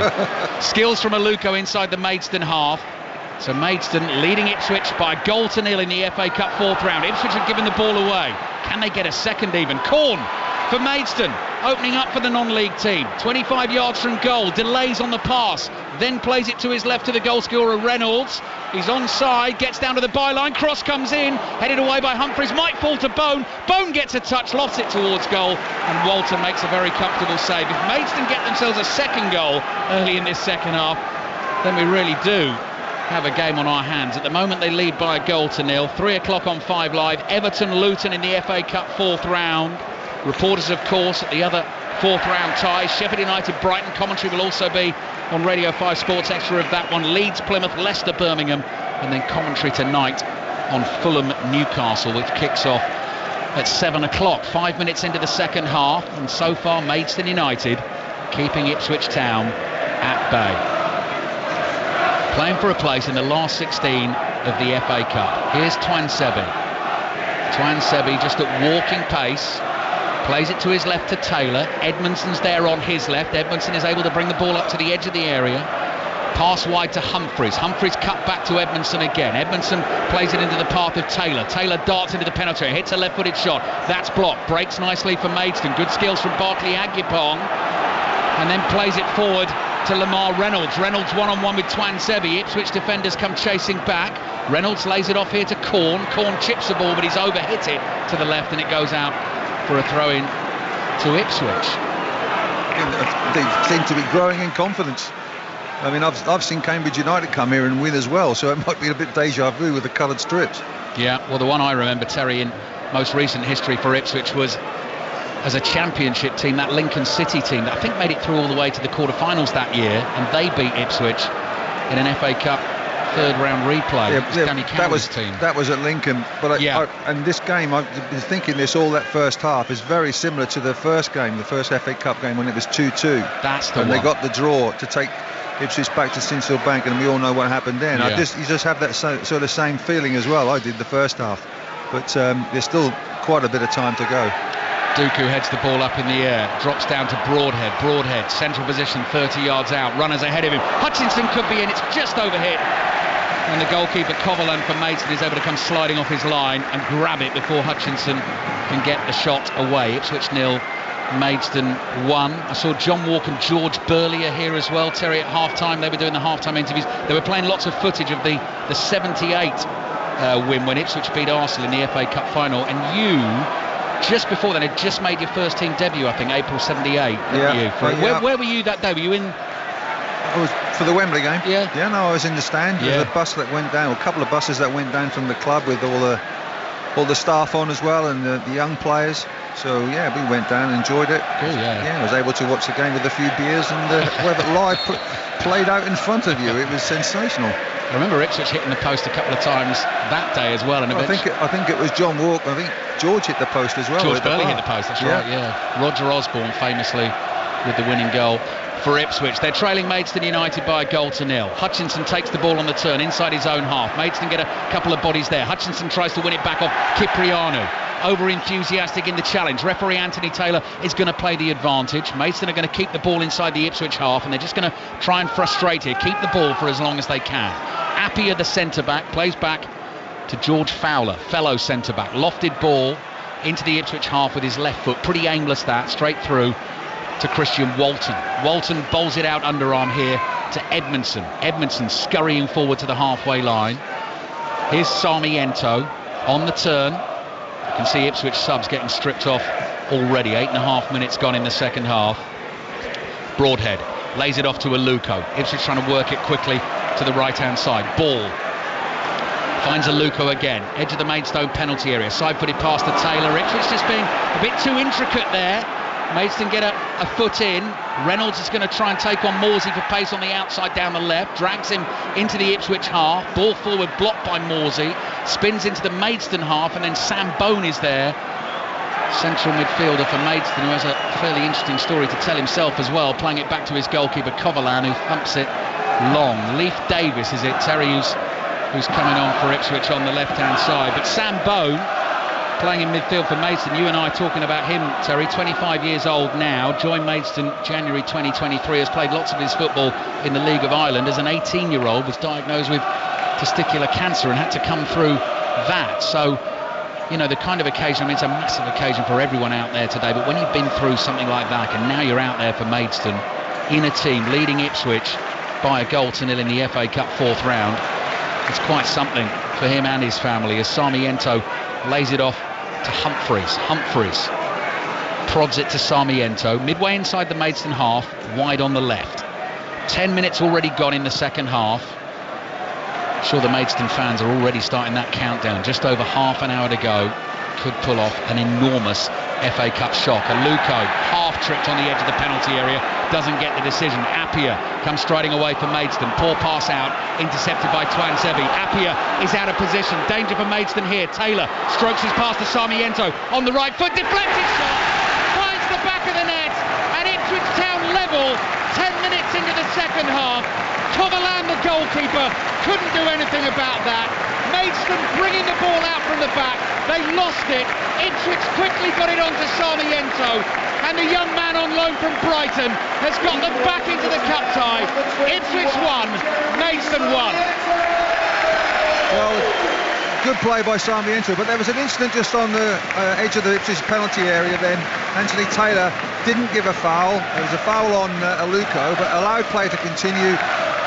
Then it was Maidstone gave the ball away near the halfway line, and it then fell to Sarmiento, come inside on his right foot, and he hit the shot. Did get a slight deflection, but it was in the back of the net before Coverlan could move. So Ipswich 1, Maidstone 1. First change for Ipswich, just 10 minutes into the second half. Connor Chaplin, 9 goals to his name so far this season. Scored a hatful last season as Ipswich got promoted. He comes on for Shawnee Aluko. Harry Clark, former Arsenal man, is going to come on for Cameron Humphreys. So that is fullback for fullback, and Leif Davis is coming on as well. So both fullbacks coming off for Ipswich. That is Dominic Ball and Cameron Humphreys.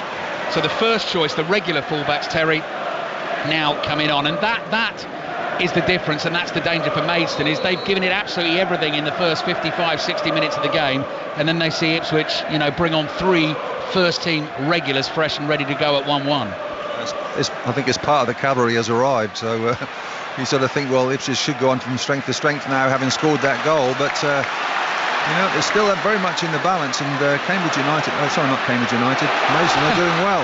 Leif Davis on the run down the left, brought down by Gavin Hoyt. Didn't need to go down there, Leif Davis, were he not tripped, because he had the beating of him and he was in behind the Maidstone defence. But his path was blocked. Hoyt gets booked. Maidstone United, now I'm doing it. Maidstone United under a little bit of pressure here early in the second half at Portman Road. This is what's going to happen now. Maidstone player's gone down injured in the box. It looks like he might have had cramp. You know, you sort of think, well, if Ipswich can keep on passing and probing and moving and everything else, Maidstone are going to tire. They will tire, there's no doubt about it. So Ipswich then, with these substitutes coming on, with the strength and depth they have, should go on to win this game. No player since the start of last season has been involved in more league assists than Leif Davis, who's about to take this free kick for Ipswich. 24 since the start of last season in the league. That's not in the cup, but that's 4 more than Mo Salah. So it tells you how deadly Leif Davis is with the delivery, with his passing, and now he has a set-piece opportunity. Maidstone 1-1 now at Ipswich. They led Ipswich for 56 minutes, or they got to 56 minutes in this tie, having scored late in the first half with that 1-0 lead, and now some defending to do. Waiting for Anthony Taylor to blow his whistle. Blue and amber shirts clustered together in the penalty area. Davis goes low, cutback shot just over the bar into those Ipswich fans behind the goal. Ipswich go close again, and it remains 1-1. Ipswich do that well on set pieces, whether it comes in from the left or the right. It looks as though they're going to line up to put it in for a 50-50 header sort of duel, but they do cut the ball back. Leif Davis in particular to Chaplin. Ipswich have scored a lot of goals by that method, and I'm surprised that teams didn't know it a bit more, but sometimes in the heat of the battle you lose your man and he pops up. There are replays in the 4th round of the FA Cup, so at the moment that is what we are heading for. They will be played the week after next, 6th, 7th of February. This is Ipswich 1, Maidstone 1. Ball up towards Reynolds. Beaten in the air by Harry Clark on at right back for Ipswich. Brilliant feat from Sam Morsey. Saw Sam Bone coming, gets away from him and gets support from Clark on the right-hand side. Ipswich fans urging their team forward. Clark looking for the 1-2 with Chaplin. Not enough on the pass to find Chaplin. So Sam Bone is there for Maidstone. Plays back to Cipriano. His clearance is blocked by Clark. Cipriano flicks it up in the air, volleys it over his right shoulder, and it goes out for a throw-in to Ipswich on the right-hand side. So 1-1 here, and we have half an hour of this cup tie to play. Clark, nice ball to Chaplin, heavily involved the pair of them since coming on. Chaplin's ball into the penalty area, cleared away by Sam Corn for Maidstone. Lovely control by Edmondson, steepling ball, he brings it down on the laces of his right boot. Pass to his left to Morsey. Morsey hands it over to Sarmiento, who's made himself a very popular man since arriving on loan from Brighton. As Terry was saying, came off the bench, made a real difference in that game on Monday night, scored the late equaliser and has the important equaliser for Ipswich this afternoon.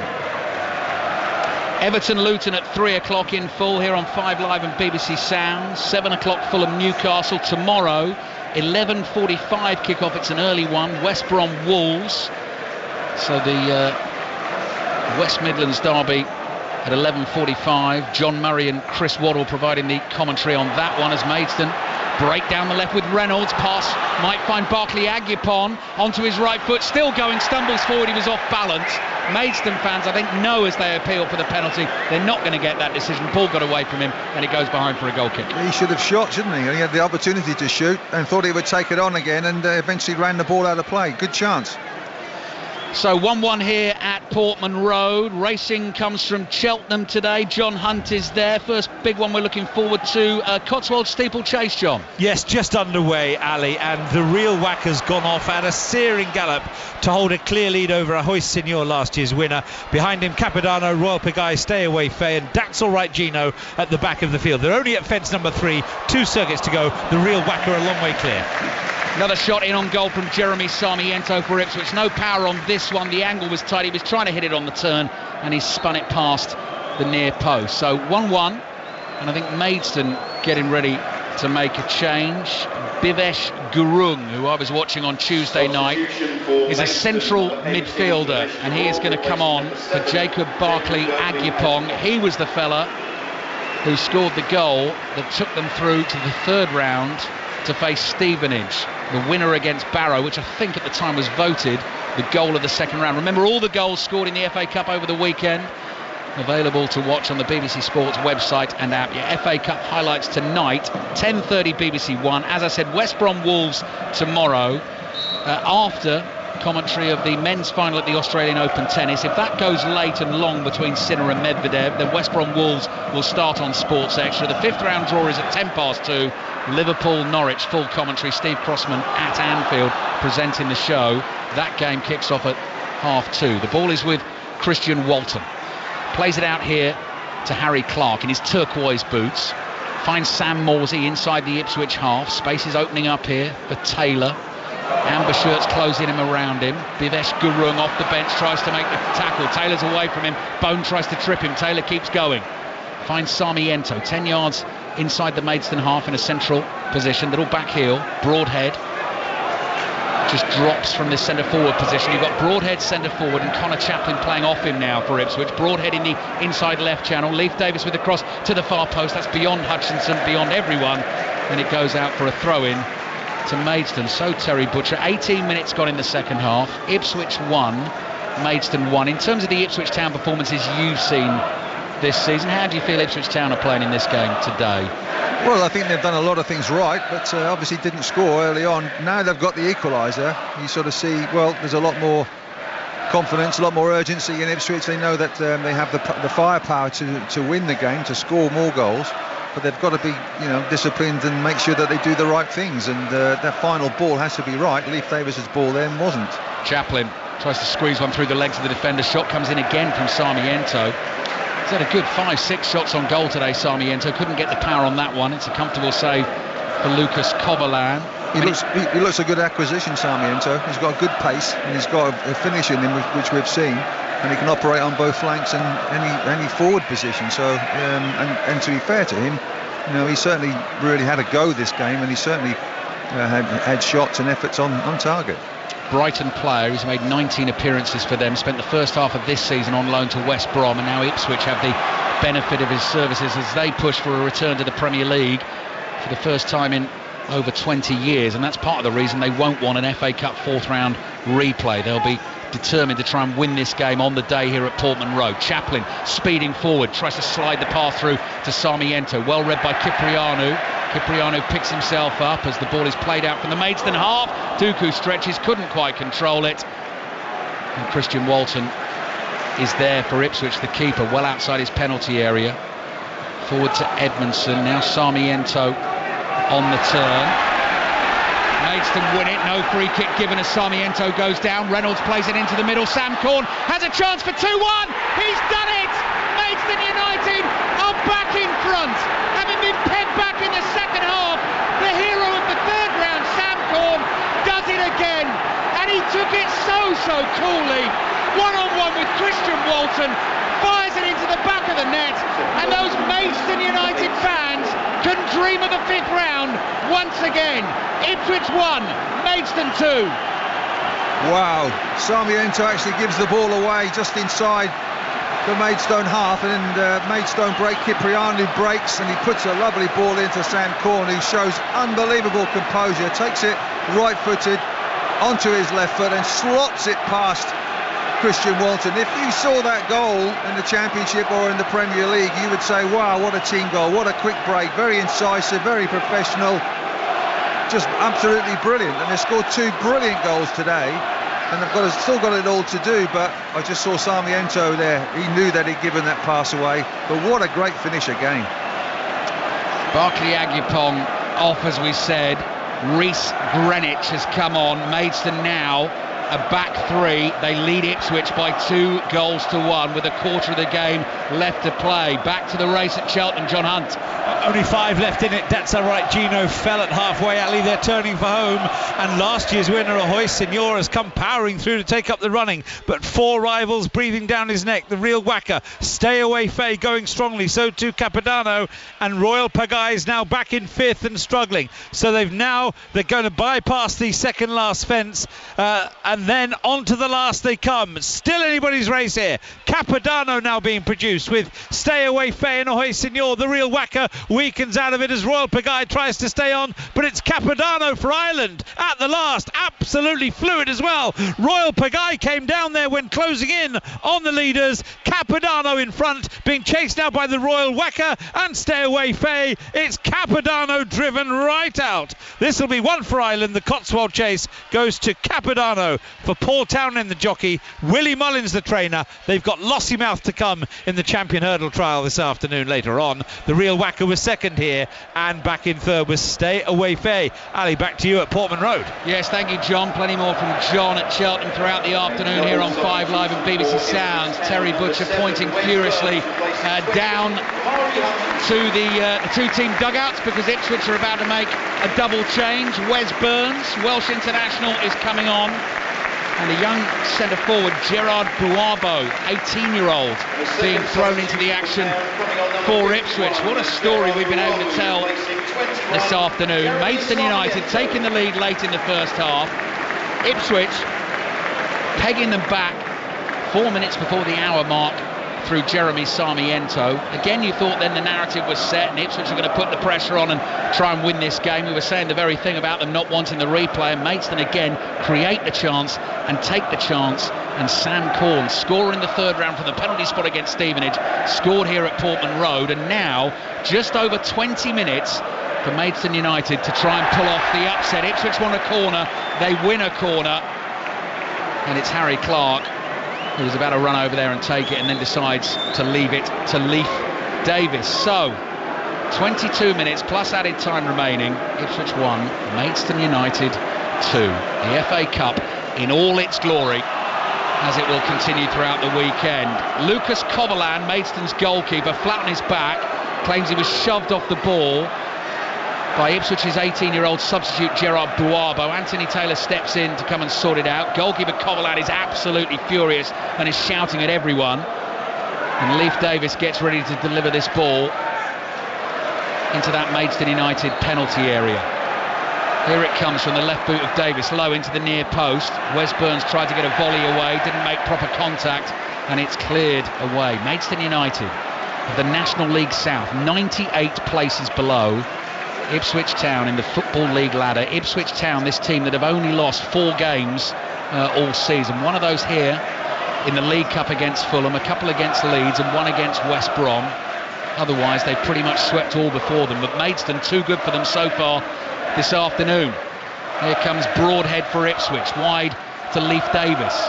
Davis has Hoyt in front of him. Played into Chaplin, trying to make things happen on the edge of the area. Poor first touch from Davis. Ipswich have given it away. Here's Sam Bone. Sam Bone running the ball out from midfield. Davis back at him to try and take it off him. Gurung, the substitute in midfield, playing a little 1-2. Buarbo, over-eager, goes barging into Gurung, knocks him to the floor. And so that'll be a free kick for Maidstone. So yeah, it was Barclay Agupong and Liam Soul who came off for Maidstone in their double change. They've gone to this back 3, Terry, by bringing Rhys Greenwich on, and Gurung has come into central midfield. But crucially, when the 2 chances have prevented themselves, the 2 finishes have been absolutely superb from Lamar Reynolds and Sam Corn, and that is why we have a huge FA Cup story on our hands here. Yeah, we certainly do, but there's a lot of football left in this game. It could go either way. Both teams creating chances now. Edmondson rolls his pass down the left for Davis. Davis, first time ball to Broadhead, took that down really well, edge of the box, trying to tee himself up for a shot. He gets tackled. Loose ball runs to Sam Morsey. Morsey across to Chaplin, plays it to his right with his left foot. It's just trying to get it in from the right. Harry Clark onto the ball, edge of the box, hits the shot. Coverland down on it, smothers it inside the 6-yard box, and the Maidstone fans opposite us give him a standing ovation for a very regulation save. But anything that goes Maidstone's way is going to get that sort of roar of approval. Yeah, certainly will. But Clark then just outside the penalty area, side foot shot. I thought it was going to be difficult for Coverland. It just bounced in front of him, but he smothered it really well. So when your keeper's doing that, for the Maidstone team in particular, you're going to feel a lot more confident and feel very good about it. So yeah, a lot of football still left though. Wes Burns on the ball. Terry Butcher with us at Portman Road. Terry's former club Ipswich, trailing Maidstone United by 2-1 in the FA Cup. Burns skins Cipriano, now tries to pick out a cross. It's a cutback, no one there for Ipswich inside the penalty area. The attacking players had all made different runs. Dooku goes sliding in through the back of Edmondson, and he's hurt his shoulder as he's tried to make the tackle. Could have been a foul on Edmondson. Edmondson stayed on his feet. Ipswich fans now booing Dooku because they think he's wasting time. But he did seem genuinely hurt when he made the challenge. Less than 20 minutes to play. Maidstone United leading Ipswich by 2-1, and Dooku rolling around on the ground in agony. I presume, Terry, Kieran McKenna message won't change. Keep playing as you are. Yep, I mean they've been behind on several occasions. I think they're the top team in the championship for coming back from a losing position and getting points in the league. So you know you have to say that they have experience on their side of getting themselves out of difficult situations, and I still back them. But you know the way Maidstone are playing, and they've gone to this new system now, with 3 at the back, which they do play on a regular basis. They look very happy. Time running out for Ipswich, just over 15 minutes plus added time. Maidstone United of the National League South leading 2-1. Wes Burns drives a shot right across the face of goal, and it misses the far post. Hearts in mouths here from both sets of fans. Goal kick for Ipswich. Rangers still 1 up at St Mirren in the Scottish Premiership. Next FA Cup 4th round commentary here on 5 Live this afternoon will come from Goodison Park. It's Everton against Luton. Ian Dennis has the team news. Everton make 1 change, better for the injured Gomez, so Virginia continues in goal. 4 changes for Luton: Adebayo, Lokonga, Bell and Townsend against his former club, for Clark and Panzu, Osho and Chong. Thank you, Ian. Izzy Christensen alongside Ian for the commentary this afternoon. So they will take it through until 5 o'clock. Full hour of sports report on 5 Live tonight. Then an hour of 6:06, 6 till 7. And then Fulham Newcastle in the FA Cup in full from 7 o'clock. Don Hutchinson alongside Conor McNamara for that one. Sheffield United Brighton, one of the 3 o'clock kickoffs in the FA Cup, 4th round this afternoon. Lee Blakeman has the team news there. Sheffield United make 5 changes, which include giving a debut to new goalkeeper Ivo Gerbic. Osborne, Norwood, Archer and Norrington Davis also start. Brighton make 4, including a change in goal, as well as Verbruggen starts. Julio, Webster and Ferguson come in too. Couple of youngsters on for Maidstone United. What a moment for them. 15 minutes plus added time to go. Maidstone leading Ipswich by 2-1. Riley Court and Perry Iandolo. Riley Court, the teenager. Iandolo, 20-year-old local lad playing for his local club. Lamar Reynolds, the goal scorer, and Sam Bone, the central midfielder, off for Maidstone. 15 minutes to go. Could be a very dramatic closing period of this FA Cup tie. And you think of those cup ties down the years, the famous upsets. Terry was mentioning the Colchester Leeds. You think about Wrexham knocking out that great Arsenal team. All of them, this will rank alongside them. And Maidstone chasing hard as Ipswich play inside their own half. Out to the right it goes. Ball from Chaplin looking for the run of Burns. Burns will get there first ahead of Coverland, looking for the cutback, dealt with by Appiah. Ipswich players waiting for the cutback in the middle. Appiah gets a foot on it and it goes out for a throw into Ipswich. Wow, there's big holes on that far side. Cipriano, the left back from Maidstone, he saw off Hutchinson, and now you've got Wes Burns on a Welsh international, and he's got behind him on several occasions. So Twanzebe plays it to Morsey. Ipswich are going to keep coming. On the right hand side is Burns again, plays it back to Morsey. Ipswich working the space on the right. Clark dummies across, then gets into a position to deliver it to the far post. Edmondson gets up, couldn't quite stretch to it. Ball might drop to Edmondson, goes down under the challenge from Duku, and Anthony Taylor says that's a dive from the Ipswich Town player, and the free kick will go the other way. Edmondson booked, Duku made the challenge. Gavin Hoyt and Paul Appiah right in Edmondson's face, saying you do not need to do that. And the free kick is given to Maidstone United. We'll have a look at it again on the replay, Terry, in a second. We certainly will, but my first thought was it's a centre half up in the penalty area. What's he doing there? I think he might have played the ball there. Let's just have another look at this replay here. Better angle coming here. Ooh, I don't know. I've seen those given. Yeah, that's the thing. Duku goes to stretch for the ball. Edmondson gets there first. Duku does try to get there, misses. Doesn't really make any contact with Edmondson. If so, it's the very faintest contact. Certainly not enough contact to knock him down like that. No, you're right. But my heart was in my mouth when I saw the challenge. I thought, here we go. But it's one of those, did Edmondson sort of have to change the way he was moving because of the challenge from Duku? Anyway, Edmondson is booked for simulation. Chris Sutton will absolutely love that. I'm sure that'll get used on 6:06. I think you'll love the fact that Ipswich are getting beaten, apart from anything else. Terry, I'm turning the phone off today if Ipswich lose this game to Maidstone United, because I know what's coming from that particular corner. 2-1 to Maidstone. What an afternoon it's been for them. Will be possibly the biggest win in their history. Taylor lays the ball back to Morsey. Wide it goes to the left-hand side. 4.5 Maidstone United fans here, gripped by the action. Leif Davis's ball in towards Broadhead, cleared away. Hoyt with the header. Davis stretches. Duku's there first. Smashes it high up in the air. Drops down in midfield. Court heads it sideways. Jack Taylor is there. And Ipswich get the ball down and will try and play their way through the non-league team. They go wide to the right again.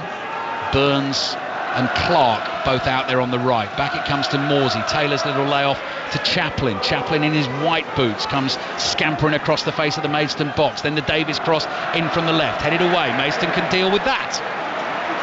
George Elokobi, the Maidstone manager, is screaming at his players to get out. That's the big thing when you're in the lead and going down to the final few minutes. You sit back thinking you're defending. You shouldn't do that. 12 minutes plus added time remaining. Maidstone leading Ipswich 2-1. Ball into the penalty area. Chaplin on the turn, thinking about the shot. Hits the shot weak. Coverland goes down to his left and makes another crucial save for his team, but a comfortable save in the end. Chaplin's very, very good. He always gets a shot on target if he's coming in from the right onto his left foot. He tried to hit it back the way that he came, and Coverland read it very, very easily. Comfortable save, and they can take a little bit of a breather now, Maidstone. Think about the history of Maidstone United Football Club as well, if you really have followed the club for a very long time.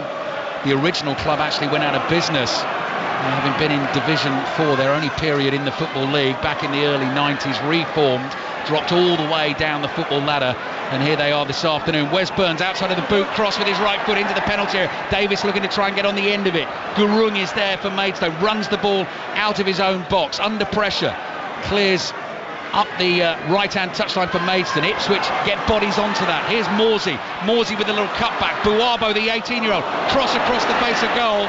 Corn is there.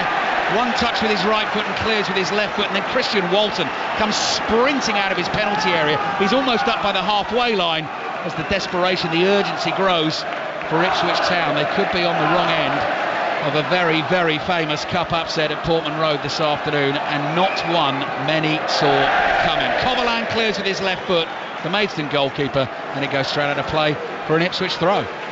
Wasn't much he could do then, Coverland, but they still look pretty comfortable, Maidstone, to be honest. Ipswich not really getting through them, and when they do, the ball always drops to a Maidstone player. Edmondson plays to the left. Voice of Terry Butcher here on 5 Live at Portman Road this afternoon. Morsey plays to Clark to Chaplin inside the Maidstone area with his back to goal, goes out wide to Burns, back to Clark, little pass switch to Chaplin, edge of the box to Morsey tries to stroke a shot towards the bottom corner. Maidstone get bodies in the way, then it becomes a simple race between Dooku and Twansebi with a rather clumsy back pass here, but not enough on it to reach the Ipswich goal. It was going off target as well. It's just delayed them a few seconds because Walton had to go lumbering back to collect it for Ipswich, and now they can bring it forward again into the last 10 minutes of the game. Maidstone United, 10 minutes plus a bit of added time away from knocking Ipswich Town out of the FA Cup and becoming the first team from the 6th tier of English football since the introduction of the National League North and the National League South back in 2004 to make it through to the last 16 of this competition. Would be an incredible achievement. Edmondson to Davis's ball to the edge of the box, broadhead shot, not properly hit, takes a massive deflection, spins up beyond Davis, and he lets it run away for a corner to Ipswich. There's going to be a lot of Ipswich pressure, isn't there, Terry, last 10 minutes? Yeah, a lot of these Maidstone players out on their feet, but they've got to dig in now, that's for sure. Corner for Ipswich on the left-hand side. Corner for Ipswich. Leif Davis gets ready to take. Full commentary on Everton Luton on the way. All the reaction to this game will bring you in 5 Live Sport this afternoon. Full hour of sports report from 5 o'clock tonight. Leif Davis gets ready to take the corner. Low one into the near post. Chaplin has a swing and a miss, and the ball is cleared all the way down into the Ipswich half. There's that routine again. Leif Davis with the set piece. Chaplin makes the run right across the goal, and the ball always falls to him, but this time Maidstone block it. Twansebi to Morsey forward to Edmondson for Ipswich. Maidstone players just immediately getting back into defensive positions. Jack Taylor's diagonal ball bounces too high for Wes Burns. He leapt in the air to try and control it, couldn't do so, and the time continues to tick down on Ipswich Town, who've lost 9 of their last 10 4th round ties. Huge favourites for this one, given their position in the Championship, the football they've been playing. Kieran McKenna made the 10 changes. Ipswich got themselves level after going a goal behind. They've gone behind again in the second half, and Maidstone are really not that far away. That is a loose challenge. Wes Burns just kicked in the chest there by Dooku. Ipswich want to take the free kick quickly. Sam Corn gets in the way of that. He gets shoved to the floor. Temper's just rising a little bit. Classic FA Cup football. And Leif Davis gets ready to take another free kick for Ipswich. Yeah, Maidstone are very deep on the penalty spot. They've got to get out of that box if they possibly can. Free kick in swinger from Davis on the right. Got to concentrate, Maidstone United. Got to switch on here. Ipswich with the set piece. Leif Davis on for precisely this reason. Sun shining in his eyes. Bright blue Ipswich shirt, long sleeve, right arm in the air. Here comes the delivery. Sam Corn with a diving header edge of his own box, and it goes out for an Ipswich corner. He felt he was shoved, and he couldn't get a proper clearance on the ball. 7 minutes remaining, plus added time. What a start to FA Cup 4th round Saturday this is here on the BBC. Manchester City through yesterday, Bournemouth through the day before. Maidstone trying to join them. Corner comes in. Chaplin's header, what a save! Ball loops up in the air, drops in the 6-yard box. Loads of bodies in there. Blue shirts, amber shirts. Coverland eventually dives on it. Connor Chaplin thought he had the equaliser for Ipswich. A bullet header from 3 yards out, and somehow the Brazilian Lucas Coverland has got in the way, blocked it. An almighty scramble, and the ball didn't end up in the back of the net. There's three Maidstone players on the deck there. I think they're absolutely out on their feet, Maidstone. People getting cramp as well, but Coverland did really well. What a save that was. I think it may have hit Chaplin's arm as it was going towards the goal, but Coverland nevertheless saved it. And then there was an almighty, what can you say? Scramash in Scotland, but melee, yeah. And then Coverland comes out and dives on the ball. Well, just got everything here, haven't you? That's playground football, Terry. Yeah. That is 10 blokes desperately, 5 of them trying to whack the ball one way and 5 of them trying to whack the ball the other way into the net. And Maidstone United have survived. Paul Appiah is down. There's going to be more stoppage time at the end of this game. Actually, had Chaplin got a proper header on that, Terry, I think he would have scored. You're right. He would have scored. Even if he didn't get a proper header on it, if he put his head to the ball, he would have scored. Yeah, and Coverland was going back, and I think he actually saved it with his feet behind the line, but his hand was in front of the line, so it was obviously legal that it was a save. But wow, you know, it's what Ipswich have to do now. It's not about pretty football, it's about creating chances, and when you do get the chance, you've got to take it. The Maidstone United fans I spoke to at the game on Tuesday night against Braintree Town, I was asking them about the draw when it came out, and they were, and I get this, slightly disappointed in the draw they got, because they felt one-off occasion for the club might never happen again. Would have loved a sort of top Premier League team, maybe like a trip to Anfield like Norwich have got tomorrow. Then sort of thought to themselves again and thought, well, you know, Ipswich do have an FA Cup history, playing some great football in the Championship at the moment, and we could possibly win the game, which is what they're in position to do at the moment. That ball for Wes Burns is beyond him and goes behind for a goal kick. But to get themselves into the hat for the 5th round draw, which will happen just after 2 o'clock tomorrow, when they could get the likes of Manchester City or Liverpool or, you know, whoever if they get through, is simply quite incredible. But before they do dream of that, they've got a job to do here. There's no doubt about that, Maidstone. But they're all game, they're all fighting hard for each other. An incredible display display from Maidstone. Lamar Reynolds and Sam Corn, the goal scorers for Maidstone United. Ipswich still trying. Buabu, the 18-year-old, chases the ball through. Coverland is there. We are now into the 86th minute of this game. Broadhead trying to bring the ball under control. Gurung puts his body on the ball. Ipswich felt they couldn't play it. Referee Anthony Taylor has given a free kick to Maidstone United. Ipswich's main aim this season, Terry, obviously, is to try and get themselves back to the Premier League.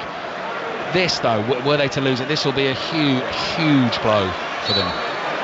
Yeah, well, it definitely will. It hasn't quite happened yet, but so as Ipswich fans will certainly hang on to the fact they still have a little bit of time, and they do come back from positions like this before. But wow, you look at this Maidstone team, they're just everything, and now they're on the attack again. Yeah, Riley Court, the teenager, flicks it to his right, he overhits the pass. Leif Davis on the half volley down the left-hand touchline, ball headed away by Appiah. Ipswich 1, Maidstone 2. Chipped ball for Manny Duku to chase. He doesn't look like he's got too much left in the tank. Twanzebe goes trotting. I don't think anybody's got too much left in the tank. All they can do now is, with this 5 at the back, is just dig in and defend. 88th minute of the game. Maidstone leading 2-1. Desperate challenge there from Yandelo. Taylor gets away from it. Buabo's layoff on the halfway line to the right. Connor Chaplin picks the ball up and goes sprinting away from Riley Court. Then he is tackled and fouled inside that Maidstone half, inside right channel, about 45 yards from goal. Ipswich go quickly with the free kick. Still in the 88th minute of this FA Cup tie. Over on the far side of the ground in the sunshine, Maidstone United fans nibbling the nails. Wes Byrne trying to dribble his way into that Maidstone penalty area. Another tackle comes in for Maidstone. The ball is overrun. Edmondson wins it for Ipswich, can't deal with it, and then it's the old Yahoo downfield from Paul Appiah. Just gave it an absolute clout with his right foot to knock the ball into the Ipswich half. I don't think he could kick it any further. He didn't have any energy left as well. But back come Ipswich. Back come Ipswich, as Terry Butcher says. 89th minute of the game. Maidstone United playing against a team from the top 2 divisions of English football for the first time in their history, and winning this game as well, away from home. Buabo can't hold it for Ipswich inside the Maidstone half. Tries to get it back off Yandelo. That's a fair challenge. Bad tackle on Buabo. Play continues. Ipswich have the advantage. Burns low ball into Chaplin on the edge of the box. Chaplin lays it off. Maidstone immediately dash back to defend in numbers. Leif Davis on it. Cross comes in. George Fowler, former Ipswich man, volleys the ball away. Duku gets his body in the way of Edmondson. Does really well for Maidstone. Chips it back towards Hoyt. Davis in with the challenge for Ipswich. The ball runs loose. Duku heads it forward. It's back into the Ipswich half, and we tick over into the 90th minute of this game, with Maidstone United leading former FA Cup winners Ipswich Town by 2-1 on their own patch. Sam Morsey, right-footed pass to his left, finds Davis. Leif Davis sizes up his options, plays back to Morsey. Morsey chips the cross into the penalty area. Attacked, header towards the top corner. Coverland had to be sure, palms it behind. Ipswich get a corner.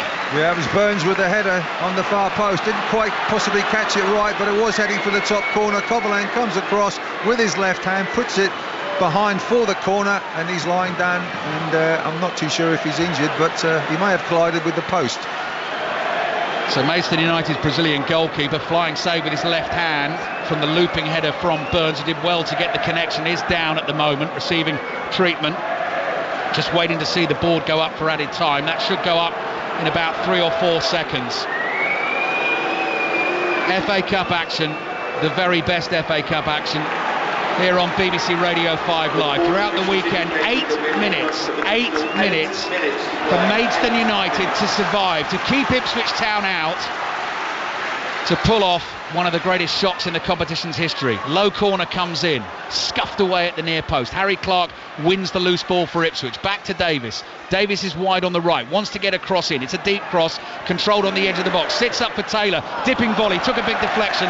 Another corner for Ipswich. Davis's delivery, it's going to have to be a little bit better than the first one, Terry. Yeah, but what a block by Cipriano, edge of the box, throws himself forward. Taylor's shot hits him, goes for another corner.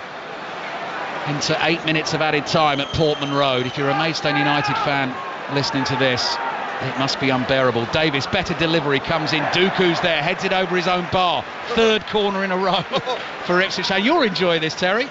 Well, not particularly, but it's good football to watch, and it's great effort from Maidstone, I have to say. But 2, 3, 4, 5, 6, 7, 8 Ipswich players. Yeah. 7 Ipswich players. Appiah down, being treated for cramp. 8 Ipswich players in the box. I can't believe that. Jack Taylor felt he was going down unnecessarily. Bit of argy-bargy. Another corner from Leif Davis. In it comes to that near post. Broadhead gets the header all wrong. Balloons it over the crossbar. Maidstone survive. We've played a minute and a half of the 8 minutes of added time. The Ipswich fans are trying to get the ball back to Coverland. They throw it onto the roof of the net. Coverland is in absolutely no hurry to get round the back of the goal and collect that ball. That he does so. Then very slowly makes his way out into the 6-yard box. Has a think about which side of the 6-yard box he's going to kick it from. And our camera close-up at the moment is on a very pensive face of the Ipswich boss, Kieran McKenna. This one is going to hurt if Ipswich do indeed lose to Maidstone. Player of the match has been voted the Maidstone goalkeeper, despite the fabulous finish from Lamar Reynolds. I told you that early in the first half. You called it 20 minutes in, Terry. Ipswich hitting the woodwork as well twice in the first half, but this performance from Maidstone United ranks up there with the very greatest FA Cup performances from the lower league teams. Ipswich come again, they're not giving up just yet. 6 minutes still to play. Wes Burns crosses with his right foot, in it comes. Taylor's header straight at Coverland. Buabu went down, no penalty for that. Power on the header, but couldn't find the placement. Yeah, he had a free header then, but it's a comfortable save from Coverland. I don't know, in the end of the day it's going to be something probably unspectacular, but something that's going to be put into the box, and the ball's in the back of the net, or it's going to be cleared. But wow, your eyes are glued to this now, aren't they? Absolutely, and hopefully your ears are too on 5 Live this afternoon. Everton Luton on the way, Sheffield United Brighton on Radio 5 Sports Extra. All the reaction in Sports Report later on, and available in the Football Daily podcast on the BBC Sounds app for you tomorrow morning. Bouncing ball inside the Ipswich half, awkward for Edmondson, trying to hold off Duku. Duku slides in, gets a touch, that's where Maidstone want the ball in Ipswich's corner defensively. But Duku's run himself into the ground. They take the goal kick quickly. They play the ball up to the halfway line. Chaplin lays it off into the last 5 minutes of the game. Maidstone United of the National League South closing in on a quite incredible victory. Leif Davis's ball into the penalty area. Broadhead tries to control it, runs loose inside the Maidstone box. Taylor's ball blocked again by Appiah. Amber shirts everywhere. Attempted clearance from Yandalo is a poor one. Buabu in with the challenge. Sam Corners caught Buabu. Free kick for Ipswich right on the edge of the Maidstone penalty area. Possibly not a shot from Leif Davis here, but a chance to get a good cross in. Full time in the Scottish Premiership. Rangers have won away to St Mirren. Early goal, they've won by a goal to nil. They're 2 points behind Celtic, who play Ross County this afternoon. Nervy moments for Maidstone United. We have 4 minutes of added time remaining. Can't be many chances left for Ipswich Town. Looking to try and salvage a replay against the team from the 6th tier of English football. Whistle blows. Leif Davis with the delivery. Good delivery. Good header away. Riley Court stabs a half volley clearance up towards the halfway line. Harry Clark has to play back to his goalkeeper. 3.5 minutes to go. Maidstone United that close to knocking Ipswich out of the FA Cup, and they'd be into the last 16 when they first entered the competition. 252 teams involved since Maidstone got involved in the second qualifying round. That's got to be a handball by Sam Morsey. Yep, he tried to block a pass forward. Maidstone United absolutely going to love that. 3 minutes. 3 minutes and counting. Do you think they could waste 3 minutes taking this free kick? No, they could try, Terry. That's what George Elokobi wants them to do. Goalkeeper's getting called forward. Gavin Hoyt, the captain, is there. Referee Anthony Taylor threatens a yellow card. Maidstone United, you can see them just shouting out the name of their club, Stones.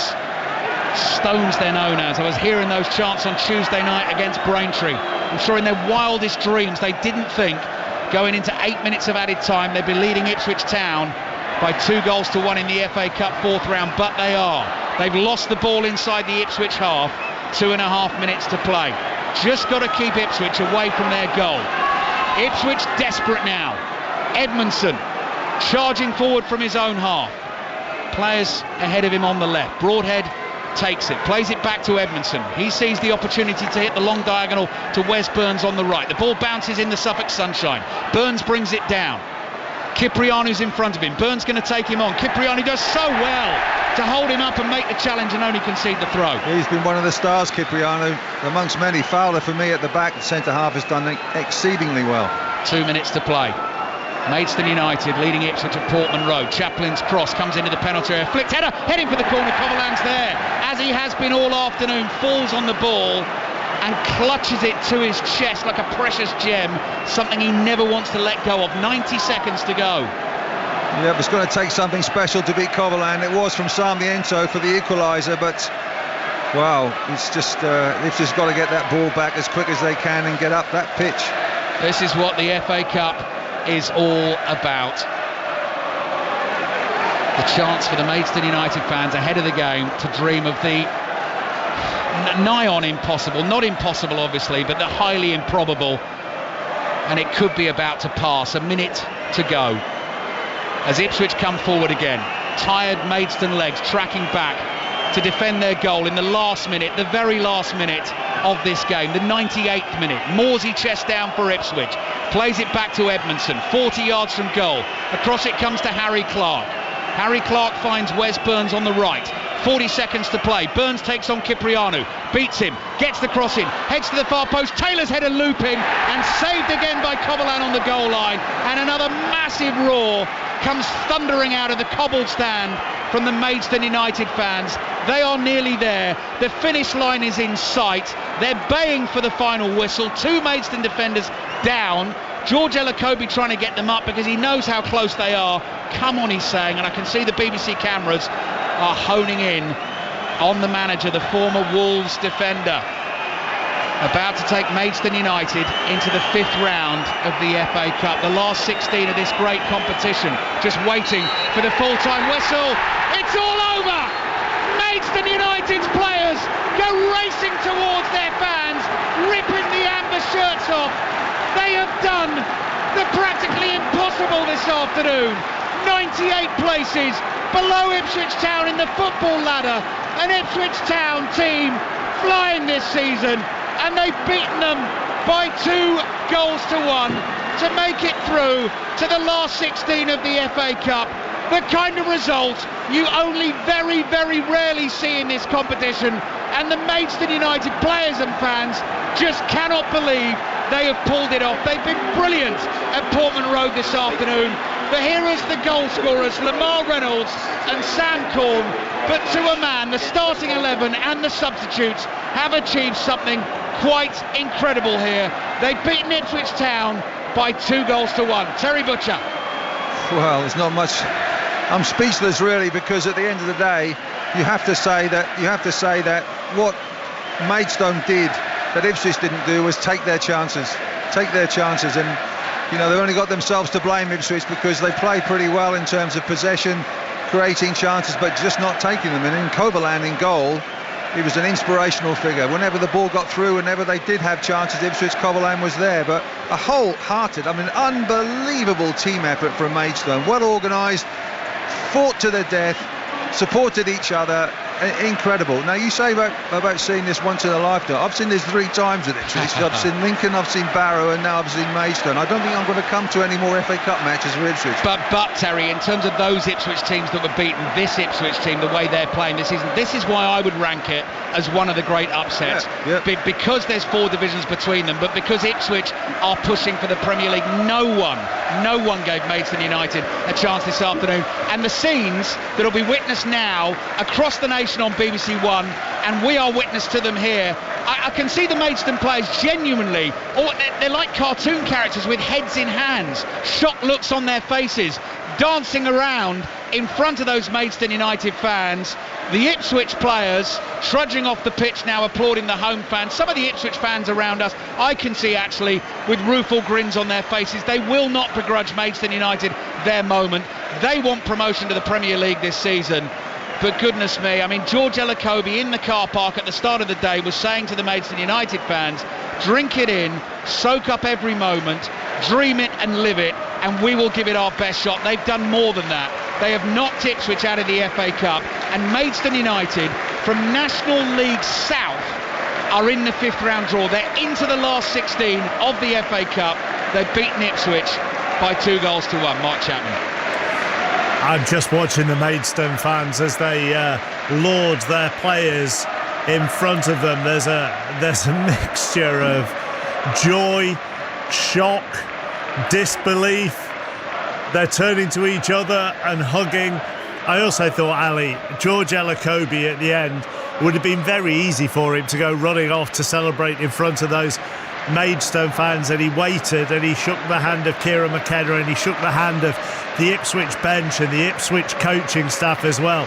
When the final whistle went, he looked like the calmest man in the stadium. And actually, Mark, do you know what? I'm looking at him now. So the Maidstone players are all away to the right and quite rightly celebrating with their fans.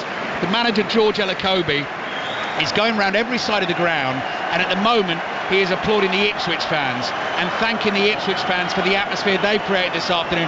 And now, actually, I wouldn't be surprised, I've not got a close-up on him, but his hands are on his knees, he's bowed down in front of the Maidstone fans, and I wouldn't be surprised if he was close to tears. He takes the black baseball cap off his head and he just doffs it and he just says thank you very much, and in turn, Terry Butcher, the Maidstone fans are just lauding him for the effort that he and his players have put into what will be the greatest day in Maidstone United's history and a quite unforgettable afternoon. For anyone who's been here today, they will never, ever forget that. No, they won't. And you have to say, I think it's going to be a great trip back to Kent. I think it is. And it's just unbelievable how you can dream of reaching the 5th round of the FA Cup in level 6? Yep. Level 6? It's just incredible. I've just seen the pictures of Ellacobi. There are definitely tears in his eyes. And again, I go back to this state of shock to a certain extent. I mean, he may have been saying what he was saying in the car park beforehand, but at the moment now, they are just scenes of disbelief, aren't they? Yeah. No one. No one gave them a chance, Mark. I mean, the Maidstone United fans I chatted to were looking forward to a great day out, you know, thinking it was just a one-off opportunity. They certainly wouldn't get another FA Cup tie this season, and didn't give themselves much of a chance. And, you know, it's like we were saying at half-time, Mark, they got 2 fabulous chances in the game, and when those moments came, the players that took them kept their cool and finished them. They were finishes, both of them worthy, you know, of Premier League football, and that's what you need to do.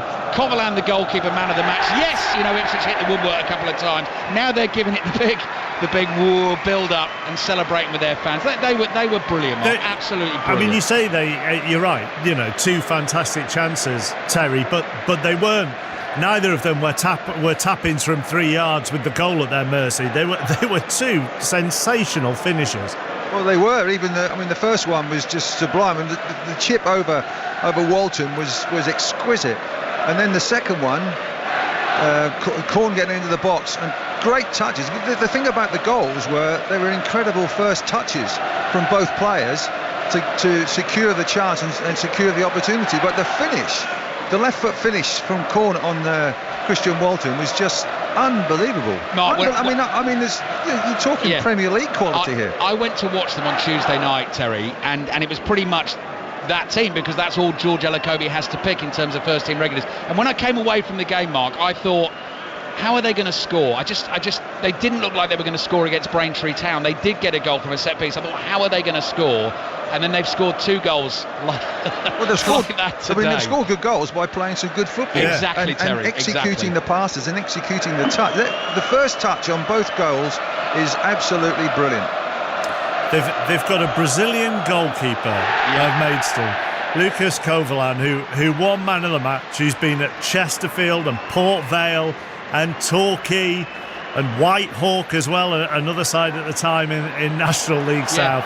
He's been the man of the match. I mean, from front to back, they were excellent. Let me tell you something else about him, Mark, just doing the research for the game. So he joined from Port Vale. He was a Port Vale player last season and had been played in League 2 for them, on loan to Chesterfield last season, but before that, and has actually struggled with depression and has found times really, really hard, and has sort of found himself again at Maidstone United, and has talked before about sort of, you know, getting up in the morning and trying to deal with the monster that is depression and sort of, you know, mental health issues. And you think about today, you know, what he's produced in the atmosphere that he's produced, and I'm looking at him now because he stands out in his strident bright orange uniform with honestly a smile as wide as Portman Road, to come through that, you know, to hit those lows but then experience highs like this. And I think these Maidstone United players will stay out here for absolutely as long as they can, and then Mark, you know, draw tomorrow. I mean,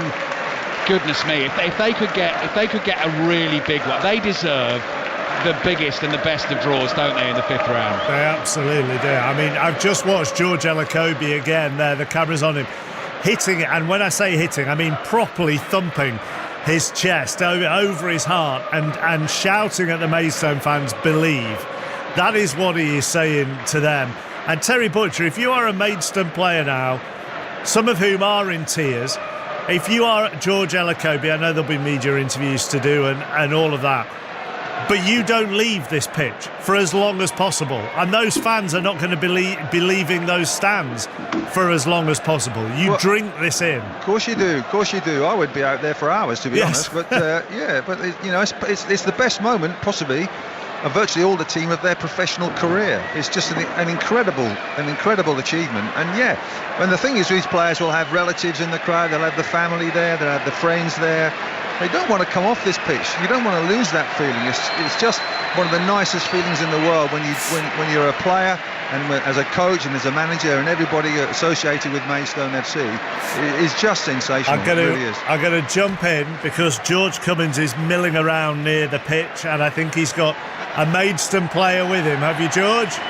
I have, Mark. I've got George Fowler. George, just sum up how you're feeling. What a result, what an afternoon. Yeah, exactly that. I think you can probably hear in my voice. I've been shouting all game and celebrating right at the end there. I can't believe we've done it. Everyone will say, obviously, we were the underdogs today, and we've displayed a real organised game and dug in there. Rode our luck, of course, that we're going to have to at times because we come up against such a class opposition. But yes, over the moon. What did you think? The first 10 minutes they come after you, didn't they? Wave after wave. I think they hit the post twice. I think my first job was to take a block on the line in about the first minute, and I knew this was going to be tough, but this was a bit early. But like I said, we have to ride our luck, we have to stick in, we have to be organised, and credit to the team because they worked every man so hard today. What about the goals? Talk to us about the goals. I mean, the finish, the first one, Lamar Reynolds, what an unbelievable finish. Yeah, unbelievable composure, and I mean, we possess that quality with our forward players. We knew we weren't going to have too many chances today, and Gaffer said, when we do get the chances, make sure we take them, and that's exactly what we did. So when it went to 1-1, did you think deep down, oh no, you played for Ipswich, you're probably thinking, oh no, this could go the bad way? But yeah, listen, it was 1-1, and then you could see they were bringing on a few more of their main starters, and we knew it was going to be tough then, but we always knew we were dangerous on the counter-attack if we can catch one, and like you saw there, Sam Corn again stepping up to the plate and making it 2-1. It was a lovely touch from him, wasn't it? He just rolled it in, and then how hard was that last 10 minutes when you're clinging on? Yeah, I think every player had cramp, to be honest. I was jumping up, calf was going, hamstrings were going, but I was shouting everything there just to dig in, keep pushing, because the feeling that we've got now was more than worth that. So. And I'm really sorry because I interrupted you with your family, but can I just say, what did they say to you? Because it looked like a lovely moment. They've probably been following you for years, so just how nice has that been for you and for them to see that? Yeah, it's amazing. I mean, I obviously was here from 12 to 19. I played on the pitch, but I never walked out for a first team fixture, so if anything, I was incredibly proud to be walking out against the first team Ipswich fixture with all my family, old school friends. My family still live around here. A lot of my family are up in the stands, so I haven't got to see them, but I saw my uncle, and going to be celebrating with them later on. Okay, I've got one question left before you can go and enjoy them. Who do you want in the next round? I can't even think about it yet. I can't even think. I mean, a top Prem team. Okay, home or away? Away. Okay, brilliant. Look, well done. Enjoy tonight. Thanks very much. Thank you. Did you really, George, just go blundering into a special family moment? I was told to stand in the corner, and he was the closest Maidstone player I've seen, so I said, look, I'm really sorry. You can go back to him in a minute, but can you do 2 minutes with us now? So what a gent. Good stuff. We will have plenty more reaction throughout the afternoon and during Sports Report. Although I'd imagine when we start Sports Report, Ali, at 5 o'clock, they're still going to be out there. Que sera at the moment, if you can probably hear it over the microphones here at Portman Road. It's so special. It is so special, Mark, watching this. You know, Ipswich fans pretty much all gone now. It's just the 4.5 Maidstone United fans. I saw them first thing this morning streaming through the town centre in amber and black. They must be pinching themselves now, and they just do not want to leave the pitch. And the Maidstone players at the moment making a big fuss at the goalkeeper Lucas Coverland. Just incredible. We think, yeah. And I know you mentioned about the restructuring and National League North and South. We think they're the lowest ranked side into the 5th round of the FA Cup since Blythe Spartans in 1978, when the FA Cup was won by Ipswich Town. That's amazing. And so it all comes together. Ali, Terry, thank you at Portman Road. What a start to FA Cup 4th round Saturday. Ipswich, second in the Championship, beaten 2-1 at home by National League South Maidstone United. Plenty more reaction to come and during Sports Report, as I say, from 5 o'clock.